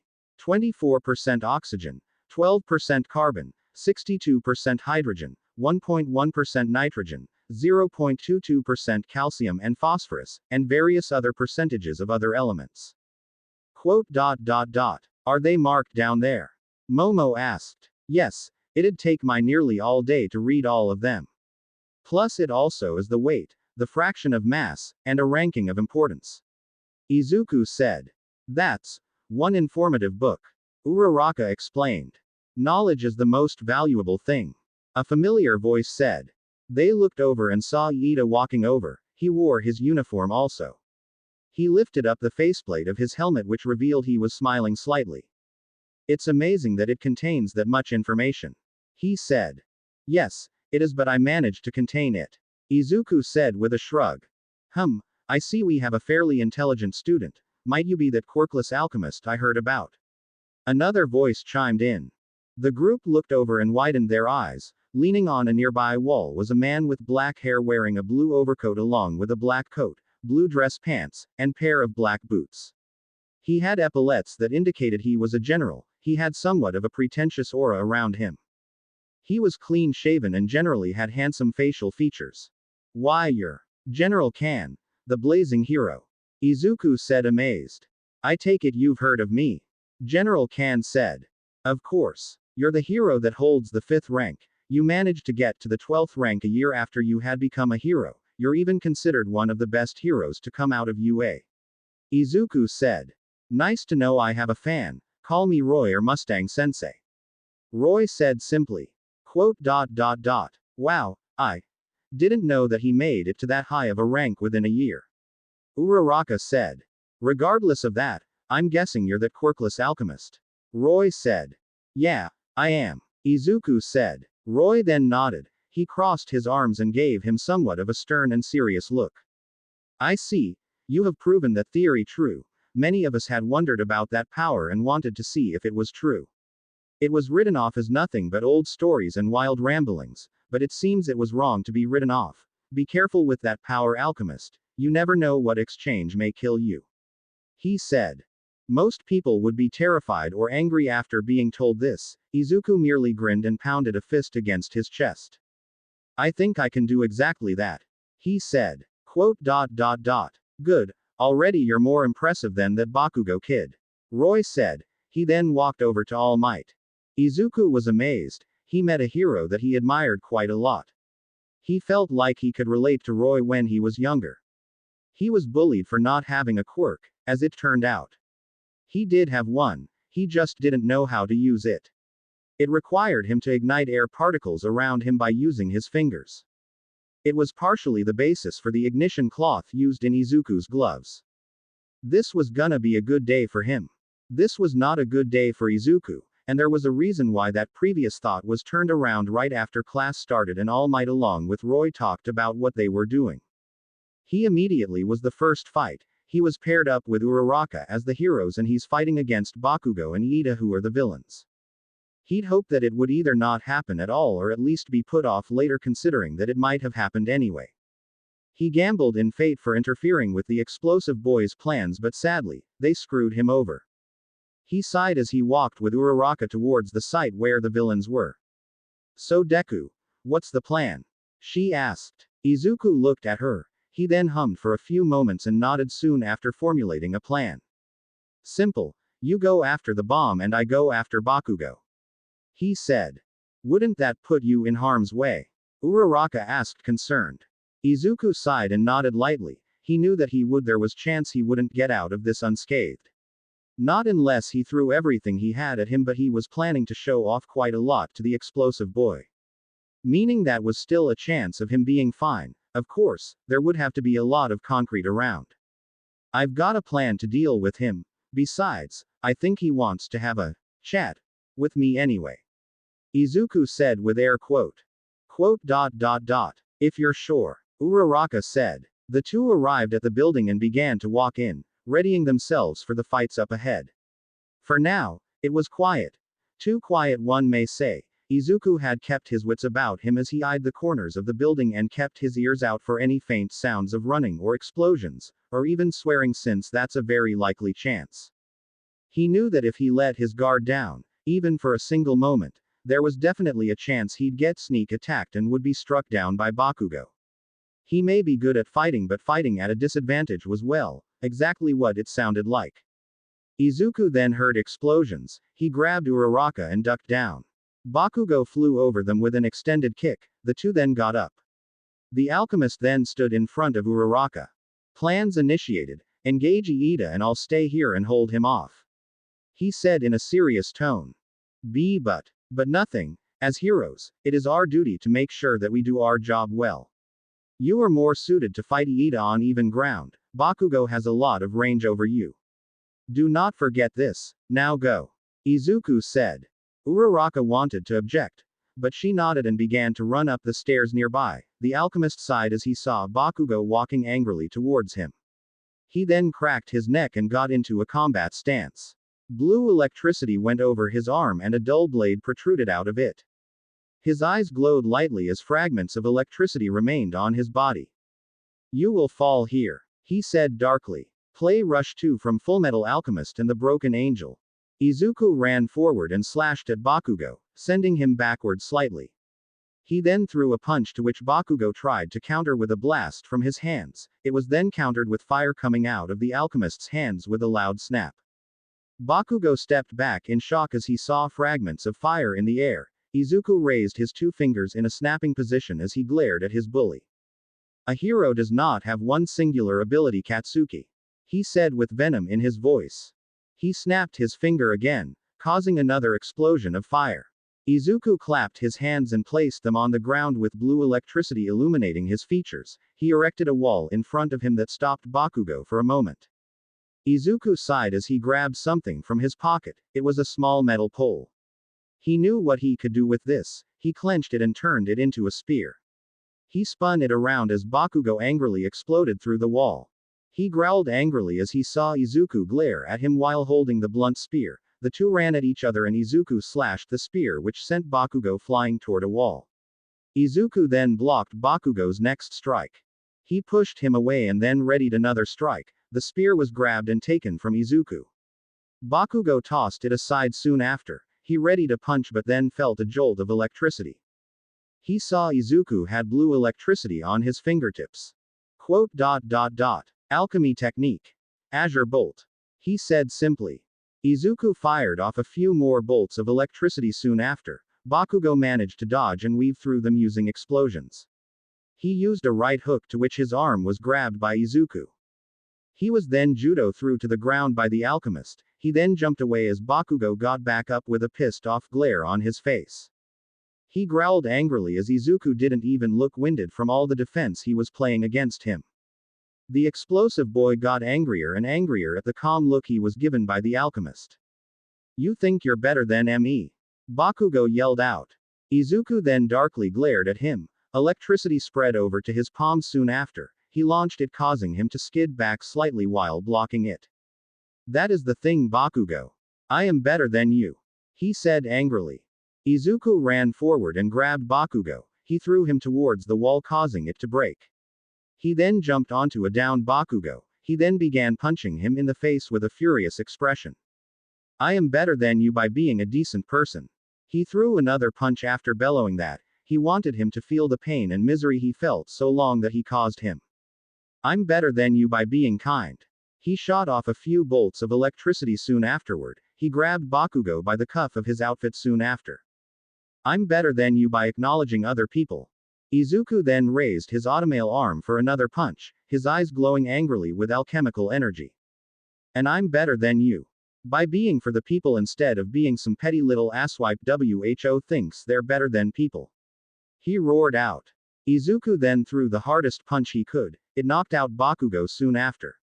He then got up and looked at his former friend with a glare. He shook his head soon after. That's how I'm better than you, so fuck you too. He said. He then walked off, clenching his fists angrily. Back with All Might and Roy. Quote. I'm starting to think Izuku has some anger issues. All Might said. Gee, I think.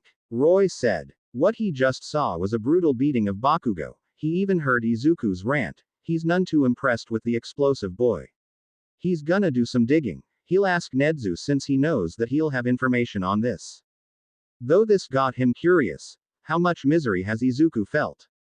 He could just feel him pour the misery and hate he had for Bakugo into him during that fight. He knows who's getting an MVP for this one. All Might. What did Midoriya rant about? Kirishima asked. Quote. I feel as though that's a private conversation, young Kirishima. All Might said. Roy rolled his eyes at that. He knew that conversation was private considering how much anger was there. The real question is, how did things get this bad between them in the first place? Play ending 1. Hey young Midoriya. Why do you have such hatred for young Bakugo? Quote. Listen, All Might. You have a quirk. I don't, and that causes problems. It causes hatred. Bakugo hated me first. I hated him second. Shouldn't you let that go? I can't let that go. Not until he improves himself and realizes something important. And what is that? That because of him, I could have gone down a very dark path. Izuku sighed as he walked home, thinking to himself about today's events. He beat Bakugo in a fight. He soon reached where Uraraka was and found that she had managed to distract Iida long enough for him to get there, which was great all things considered. He managed to get over to the bomb and touch it, allowing them to win. He got MVP for staying calm and collected but was scolded on how brutally he acted towards Bakugo. He sat down and read through his book, keeping an eye on the fights ahead while taking mental notes that he'll write down later. The explosive boy was fine, just some bruises and a lot of hurt pride. He did get the occasional question on what he said to Bakugo, but he didn't speak to them. The explosive boy himself just sulked as he was defeated by the person he considered useless for so long. The person he treated like trash had managed to defeat him, all without a single quirk. Class ended and Izuku had somewhat stuck to himself, not bothering to talk too much. Bakugo tried to confront him but was met with him escaping whatever tricks he tried to do. He wanted to be alone anyway. That's why the boy was walking alone, so he can mainly focus on his thoughts. He was then met with All Might, whom had a concerned gaze in his eyes. Hello young Midoriya, he said cheerfully. All Might sensei. Izuku said simply with a nod. Quote. I have a few questions to ask you, young Midoriya. All Might said softly. Shoot away. Izuku said with a shrug. All Might cleared his throat and his smile softened slightly as he looked at the alchemist with a very concerned look. Why do you want to become a hero? He asked. Quote. Because it's always been my dream. I'm not wanting to rise for the top, but I'm wanting to show people that quirkless doesn't mean useless. I want to show that there's more than one way to become a hero. Alchemy is a means to an end I can achieve. Izuku said simply. All Might nodded. After a few moments, he asked this question. Hey young Midoriya, why do you have such hatred for young Bakugo? Izuku wasn't taken aback by this. At this point, a lot of people knew he hated Bakugo so much. He doesn't show it, but he hates that boy to a very fine point. With a good reason behind it too. After a few moments, Izuku knew what to say. Quote. Listen, All Might. You have a quirk. I don't, and that causes problems. It causes hatred. Bakugo hated me first, I hated him second. He said with a grave tone. Shouldn't you let that go? All Might asked. Izuku slowly shook his head, causing the number one hero to look at him confused. I can't let that go. Not until he improves himself and realizes something important. The alchemist said. And what is that? All Might asked. That because of him, I could have gone down a very dark path. Izuku said darkly. He looked at All Might with a grave look, a look that made him look older and somehow even wiser than the wisest of men. He put his hands in his blazer and had a reserved glint in his eyes. All Might. There's many things I could have done, with or without a quirk, with or without alchemy, and with or without some other power. Izuku explained. Quote. And what could have that been? All Might asked. Without a quirk, I could have committed suicide. With a quirk that wasn't good enough for Bakugo, I could have given up my dream. With certain types of quirks, I could have been pushed to villainy. Without a quirk, I could have become a villain. With alchemy, who would stop me from just joining the villains or making my own group hellbent on destroying society? With some other dangerous power, how could have I been stopped? There are many factors, All Might. Izuku said. Quote. And do you possess those dark thoughts? All Might asked. Quote. I doubt myself, All Might, even now, so who you think caused that? And here's a hint. It wasn't just the other kids and some bad adults, so take that into account. Izuku said. He began to walk past All Might. He stopped and turned around. A sad gaze in his eyes. Because saying the wrong thing can kill someone. A quirk can kill, but so can words along with a lack thereof. Food for thought. Izuku said. He then continued to walk away. All Might saw as he walked away. What he didn't see in front of him was a student. What he didn't see in front of him was a powerful alchemist. What he didn't see in front of him was someone with the potential to become the number one hero or successor. No. In that moment, he saw a broken child. The world around him broke his spirit. It didn't seem like it, but it did. He's seen that look before. That stance, the way he acts, he acted like that himself before he met his sensei. He needs to help fix this. He knows that if something pushes him hard enough, he'll break under the pressure. The same thing happened to him. It's one of the reasons he smiles so much. It's to hide the pain of loss. Quote. Young Midoriya, how long have you suffered because of others? All Might asked himself. He then began to head off. He needed to think about everything. Maybe he can talk to Night Eye about getting some kind of thing up for quirkless people, a support event that shows people not to have this quirkist belief.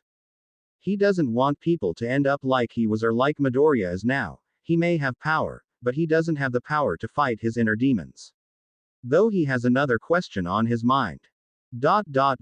Where did Bakugo get this belief? Later, Izuku sighed as he laid down in his bed. He looked up at his ceiling.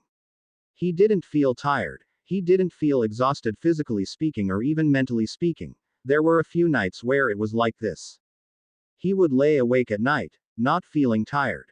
It didn't happen often, but when it did, it made him have trouble staying awake. It's one of the reasons why they have a coffee machine in the first place. He sighed and got up. He put on a smaller version of his hero cloak along with a black tank top with some black jeans and walked outside. He decided to take a little walk to try and clear his head. He likes to do that sometimes, it really does help clear his head. Maybe that ought to help him sleep tonight. Besides, he doesn't really have anyone to talk to about his issues, he's smart enough to deal with them on his own. His mother doesn't need to know this. Yes, she does, and Aizawa has other things to be concerned about. He's concerned about you and you know it, and Hisashi doesn't need that in his life. He'd gladly take time out of his day to help and you know it. Plus Nemori's so happy right now being with his mom, so he doesn't need to have her worry about him like he's a fragile bird. You know that wouldn't affect her mood, and he does need to be alone with his thoughts. It's for the best in the end. No, it isn't, and you are completely aware of that.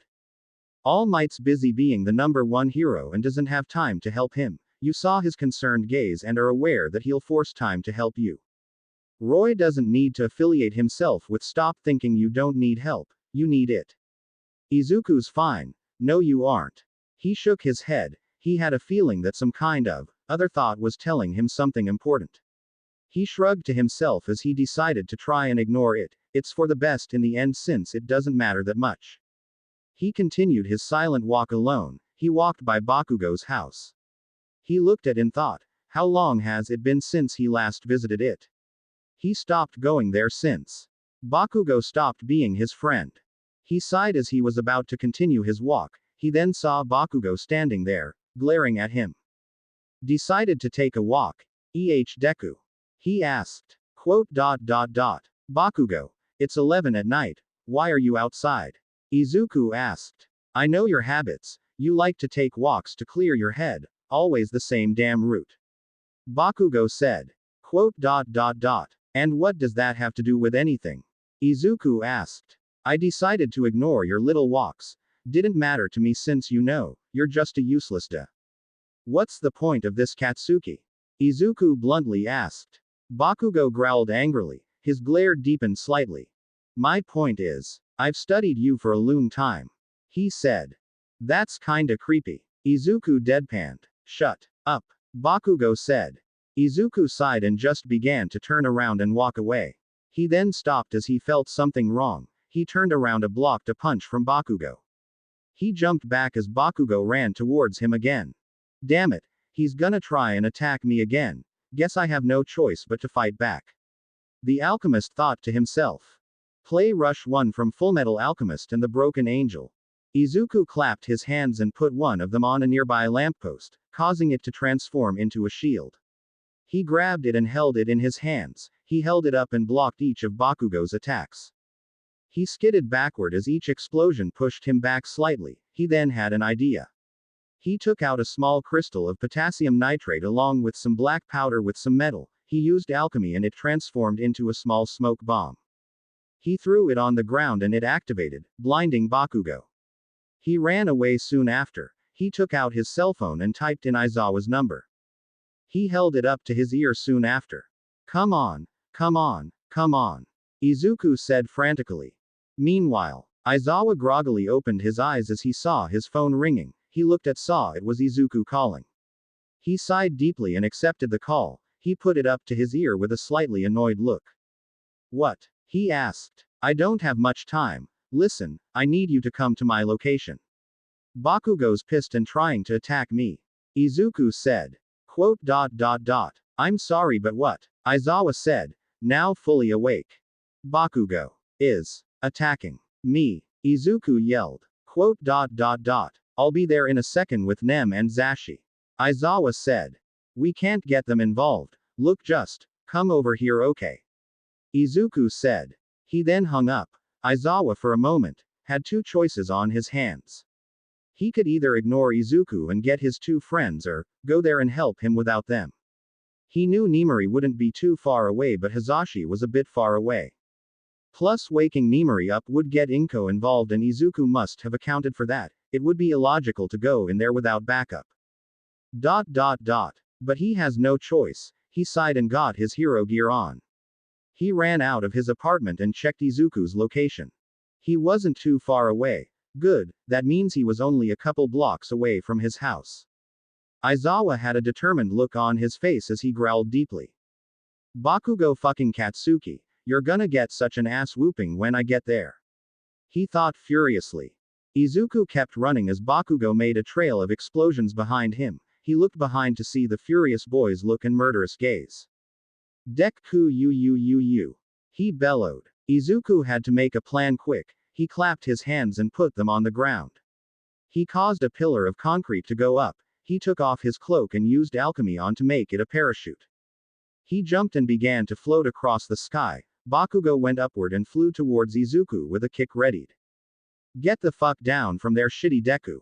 He yelled. He then kicked Izuku, causing him to lose his grip on the cloak and causing him to fall. He fell to the ground and rolled before the explosive boy could kick a hole into his head. He got up and winced slightly in pain. He sprained his ankle with that improper landing. He noticed there was also some damage to his arm. The more intricate parts were damaged. He'd have to visit his automail repairer to get it fixed. Great. He got up and held his slightly broken metal arm. He then tried to limp away as Bakugo stomped over to him angrily. Explosions popping in his hands, Izuku began to get flashbacks. Each scar he gained, each burn he had, each and every single time Bakugo used his quirk flooded into his mind. Tears began to run down his face as he held back a wail of trauma. He had held back so much pain that Bakugo caused him. He knew he was smart enough to deal with it, but he didn't use his head and realized that talking to someone would have helped. He knew this, and he didn't do anything about it. He then fell over soon after. He kept trying to move. He then felt a foot on his automail leg. He saw Bakugo stomped on it. He had a malicious look on his face, his red eyes glowing in the dark. If ya just gave up, none of this would have fucking happened. Face it, Deku, you should have taken my advice, and plummeted off the roof. As my uncle once said, those who are quirkless, don't belong in this world. He said sadistically. Bakugo reached down and pulled out the attachment, causing Izuku to scream out in pain. He then batted it against his hand after taking off the shoe. He looked at his former best friend with a wide sadistic grin. He was going to get his revenge. For each time he smiled without his consent, for each time he helped him when he didn't need it, for each time he looked down on him like he had some kind of power. He never had any kind of power and he knew it. You know, there's a saying, an eye for an eye, a tooth for a tooth. You bruised my leg with that attack back at school, so why not I hurt your leg with another? He yelled manically. Izuku closed his eyes as he prepared for the beating of his life. It didn't come. He opened his eyes to see a familiar scarf wrapped around Bakugo's arm, thus stopping him. He looked over and saw a pissed off Aizawa.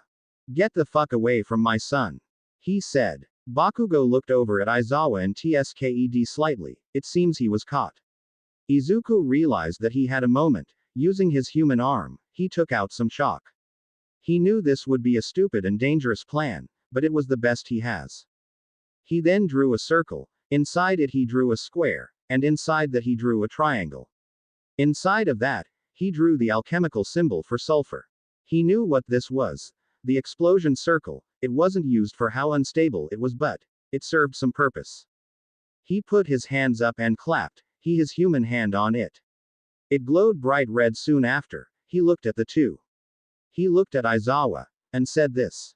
I'm sorry. Then, darkness engulfed his vision. Izuku's eyes slowly opened to a blurry white ceiling. He looked over and saw. His metal arm wasn't there, or at least that's what he could tell. He looked over at his other arm. It was still there, albeit very scarred and slightly burnt. That's what he could faintly see at least. He tried to sit up, but red filled his vision for a moment and he sat back down. He didn't know what was going on, or where he even was. Izuku. He heard a muffled voice say. He didn't know who that voice was. He tried to focus himself slightly. His vision unblurred and his hearing cleared slightly. Izuku, can you? He groaned slightly and focused again. His vision cleared and he heard this. Izuku, can you hear me? Please, you've gotta be okay. He recognized that voice. It was his mother's. He sat up slightly despite the pain. He looked over and saw the concerned and teary gaze of his mother. Mom. He whispered. Don't speak. You're so lucky to be alive. Inko said. Yeah, what you did was so fucking stupid. He heard Hisashi said. He turned his head and saw. that not only he was there but Nimari was also there. Izuku sighed and looked at his burnt arm. I take it I got hurt. He said. Hurt is an understatement. Izuku, you almost killed yourself. Nimari said. Quote. How am I alive? Izuku asked. Thing is, when you made that explosion circle, it wasn't that powerful, it was improperly made from what your notes said. Hazashi said. It only damaged you and Bakugo to an extent. He's fine but you took a lot of the brunt of the damage, that was stupid. Nimari said. It was my only op. You should have called us. Inko screamed. He looked over and saw the furious gaze of his mother. Bakugo attacked you. He tried to kill you. You should have called us. You should have told me about the scars he caused. Inko cried. Izuku then remembered the scars he had. He looked down at his chest. There were faint explosion marks from the past among handprints. It was from past times Bakugo got pissed at him for merely existing or he just had a bad day that day. He held his tears back as he looked back on the pain. Nimari then slammed her fist against the table. Stop holding back your tears, damn it. She yelled. Izuku stiffened. They finally noticed it. Hazashi looked at him even more concerned. How long have you been holding back? He asked. Quote. 9 years. Izuku said. He then began to cry. For the first time in 9 years, he cried his broken heart out. 9 years. I stopped crying. I didn't want to worry others. I knew to report on Bakugo but never truly stopped him. He said. He sniffled slightly as tears fell from his eyes. Inko then silently got up. She stomped out of the room. She opened Bakugo's door up. He was awake. Good. She stomped over Auntie Inko. She then slapped him. She looked at him with a furious gaze. Katsuki Nitaro fucking Bakugo, why the in the fucking fuck did you hurt my goddamn son? She screeched. He looked at her shocked. Never in a million years did he think she would get slapped by he. Answer me. She yelled out, slapping him again. Why are you even?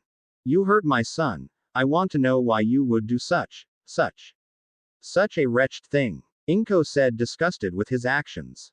She glared at him. He didn't meet her gaze. For the first time in a long time, he felt ashamed of what he had done. He was always told he was the best and that's what he believed. Were they wrong? Inko sighed deeply. So that's how it's gonna be, huh? She said. She then began to walk out. She glared at him one last time. Don't ever talk to me or my son again. I'm not gonna press charges and I'm not gonna let you kick you out. I don't think Izuku would want that, but if he did, I wouldn't hesitate to have you kicked out and put in the highest form of jail you can receive. She said. She then intensified her glare slightly, causing him to wince at it. I'm not just angry with you, Katsuki. I'm disappointed. She said. She then walked out, not before bumping into Mitsuki. The ash-blonde woman looked at her confused. Wait, you heard about what happened with Bakugo too? She asked. Quote. Mitsuki, get your son in order. For the love of God. He attacked Izuku. He bullied him, Mitsuki. He bullied my son for so long. Inko said. She then walked away before her friend could get another word in. Mitsuki sat down nearby Bakugo with an intense gaze. Tell me everything you did.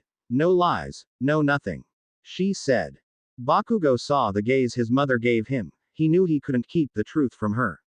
So he told her everything he did, how he acted, the things he's said, the way he's acted, and the power he abused.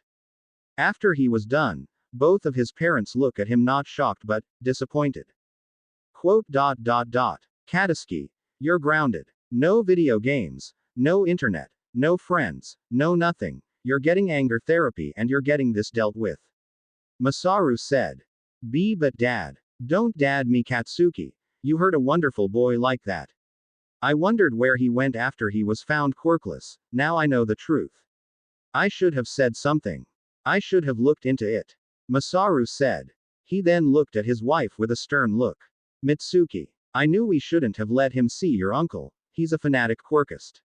He said. I thought he changed. Mitsuki stuttered. And I didn't believe it. Look, I understand that family's important, but he wasn't family. All he was is a man with no humanity. You know why he was arrested in high school.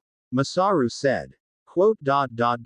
Katsuki. I'm disappointed in you. I always told you that you should treat Izuku like your brother. I'm sorry, but I have to do this. Mitsuki said.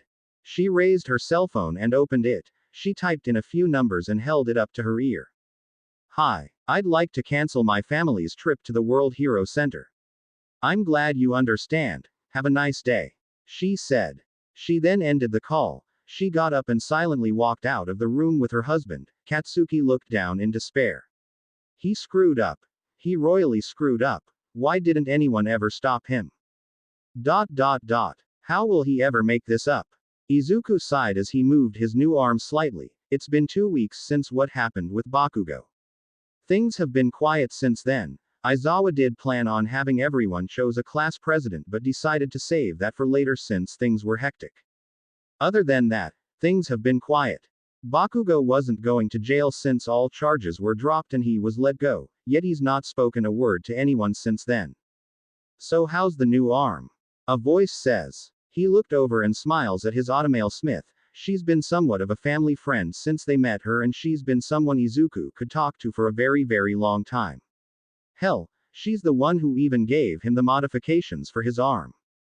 Her name is Kinzoku Rockbell. Her family has been in the automail business for years and have been developing it for quite a while along with other people. She's 30 if he remembers right. Great. You did some good work on it. Izuku said happily. Glad to hear it. The modification ought to make it fit for hero work. Kinzoku said with pride. Izuku chuckled slightly at her saying that. She puffed her cheeks annoyed and karate chopped his head. He rubbed it soon after but he was still chuckling slightly despite the pain he was given. Geez, can't a girl take a little pride in her craft? She said.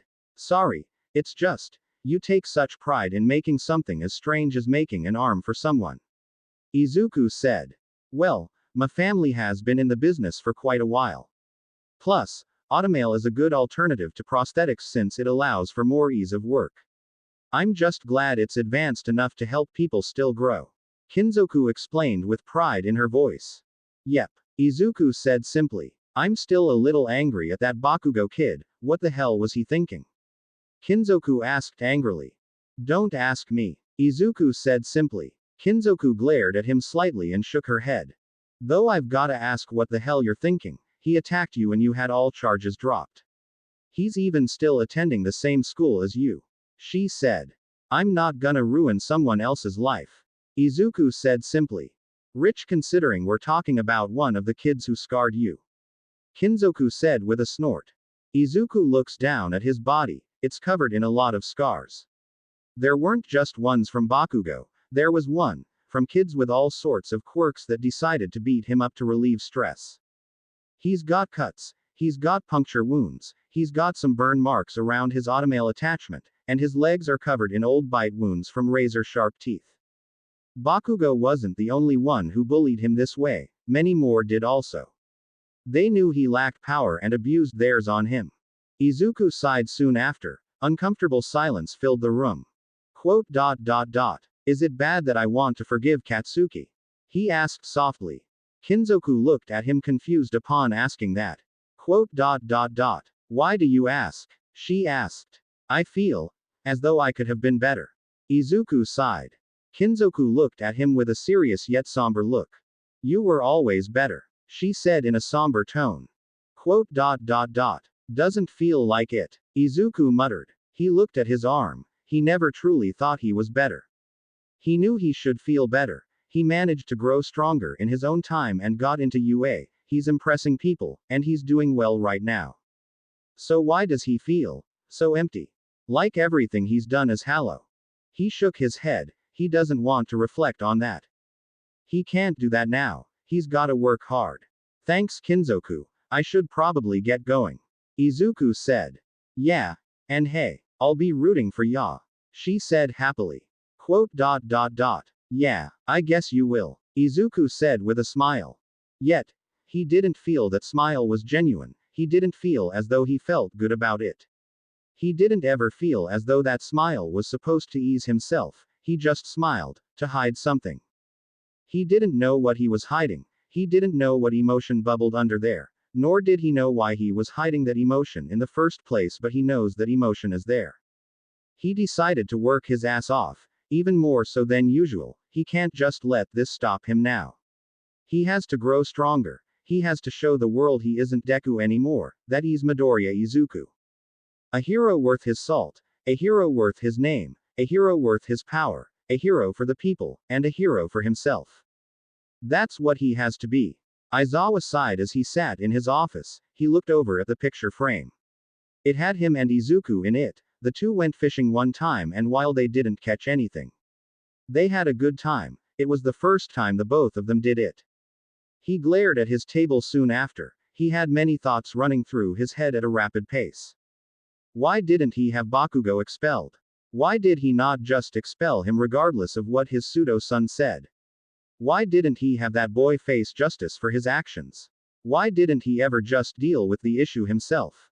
He never dealt with Bakugo's previous actions since Izuku said he let it go. Well, going with the way he cried after revealing he held so many emotions back for so long. It was obvious that was a lie. Yet, he always seemed so happy. He acted apathetic since he never really had an energetic personality, plus he didn't sleep well and he didn't really do much anyway. So he thought Izuku was always full of vigor and life. It was somewhat shocking to hear Izuku one night crying himself to sleep when he stayed over. He never said anything about it. It was shocking to see how Izuku had such dark features whenever he went on a walk. When he was out on patrol one night, he never spoke a word with him about it. It was shocking to see some of the scars on his other arm and his legs. He never talked about it with him. It was shocking to see him have such hatred for someone. He just shrugged it off as old memories. It was shocking to know that he never truly believed himself. He decided to merely support him. He could have done more to help him. He should have said something. He should help him in some way now. He shook his head to himself. No, it wouldn't help. It'd probably make things worse. Yet still. Aizawa thought to himself. He sighed deeply as he laid back in his chair slightly. He knew Nedzu wanted to expel him, but since Bakugo didn't go to jail or really was hit with any charges, he technically can't be expelled from school. Nedzu's always been trying to have the rule that if a student committed a crime and it was well known despite charges being dropped, they should be kicked out. It wasn't ever taken seriously. So now they had to deal with a quieted down psychopath in their midst, though Bakugo has been acting better towards other people. He's always heard the boy faintly muttering about making it up to Izuku in some way. He doesn't believe it too much. He believes in actions rather than words. He does hold the hope that Bakugo does this. It'd probably be better on Izuku's mind if he could actually forgive him. He knows the boy wants to forgive his old bully but can't because of his actions, so if Bakugo does something to make it up to him, then he'd be putting his pseudo-son's mind at peace. He does have another question on his mind, a major one at that. Why was his uncle a well-known criminal that attacked the quirkless populace? His name was the Purger. He would always try and purge people that were quirkless and murdered many people. Yet he got out of prison around the time Bakugo got his quirk due to not enough evidence being able to actually penalize him. He was later charged with the murder of an old woman that was quirkless. He was jailed and executed soon after. This was on the day after Bakugo's 13th birthday. It makes him wonder what that man filled his nephew's head with, because if it caused him to attack Izuku, then clearly the man's words got to him. If he was Bakugo's parents, then he'd never allow that boy to see his uncle after what he did.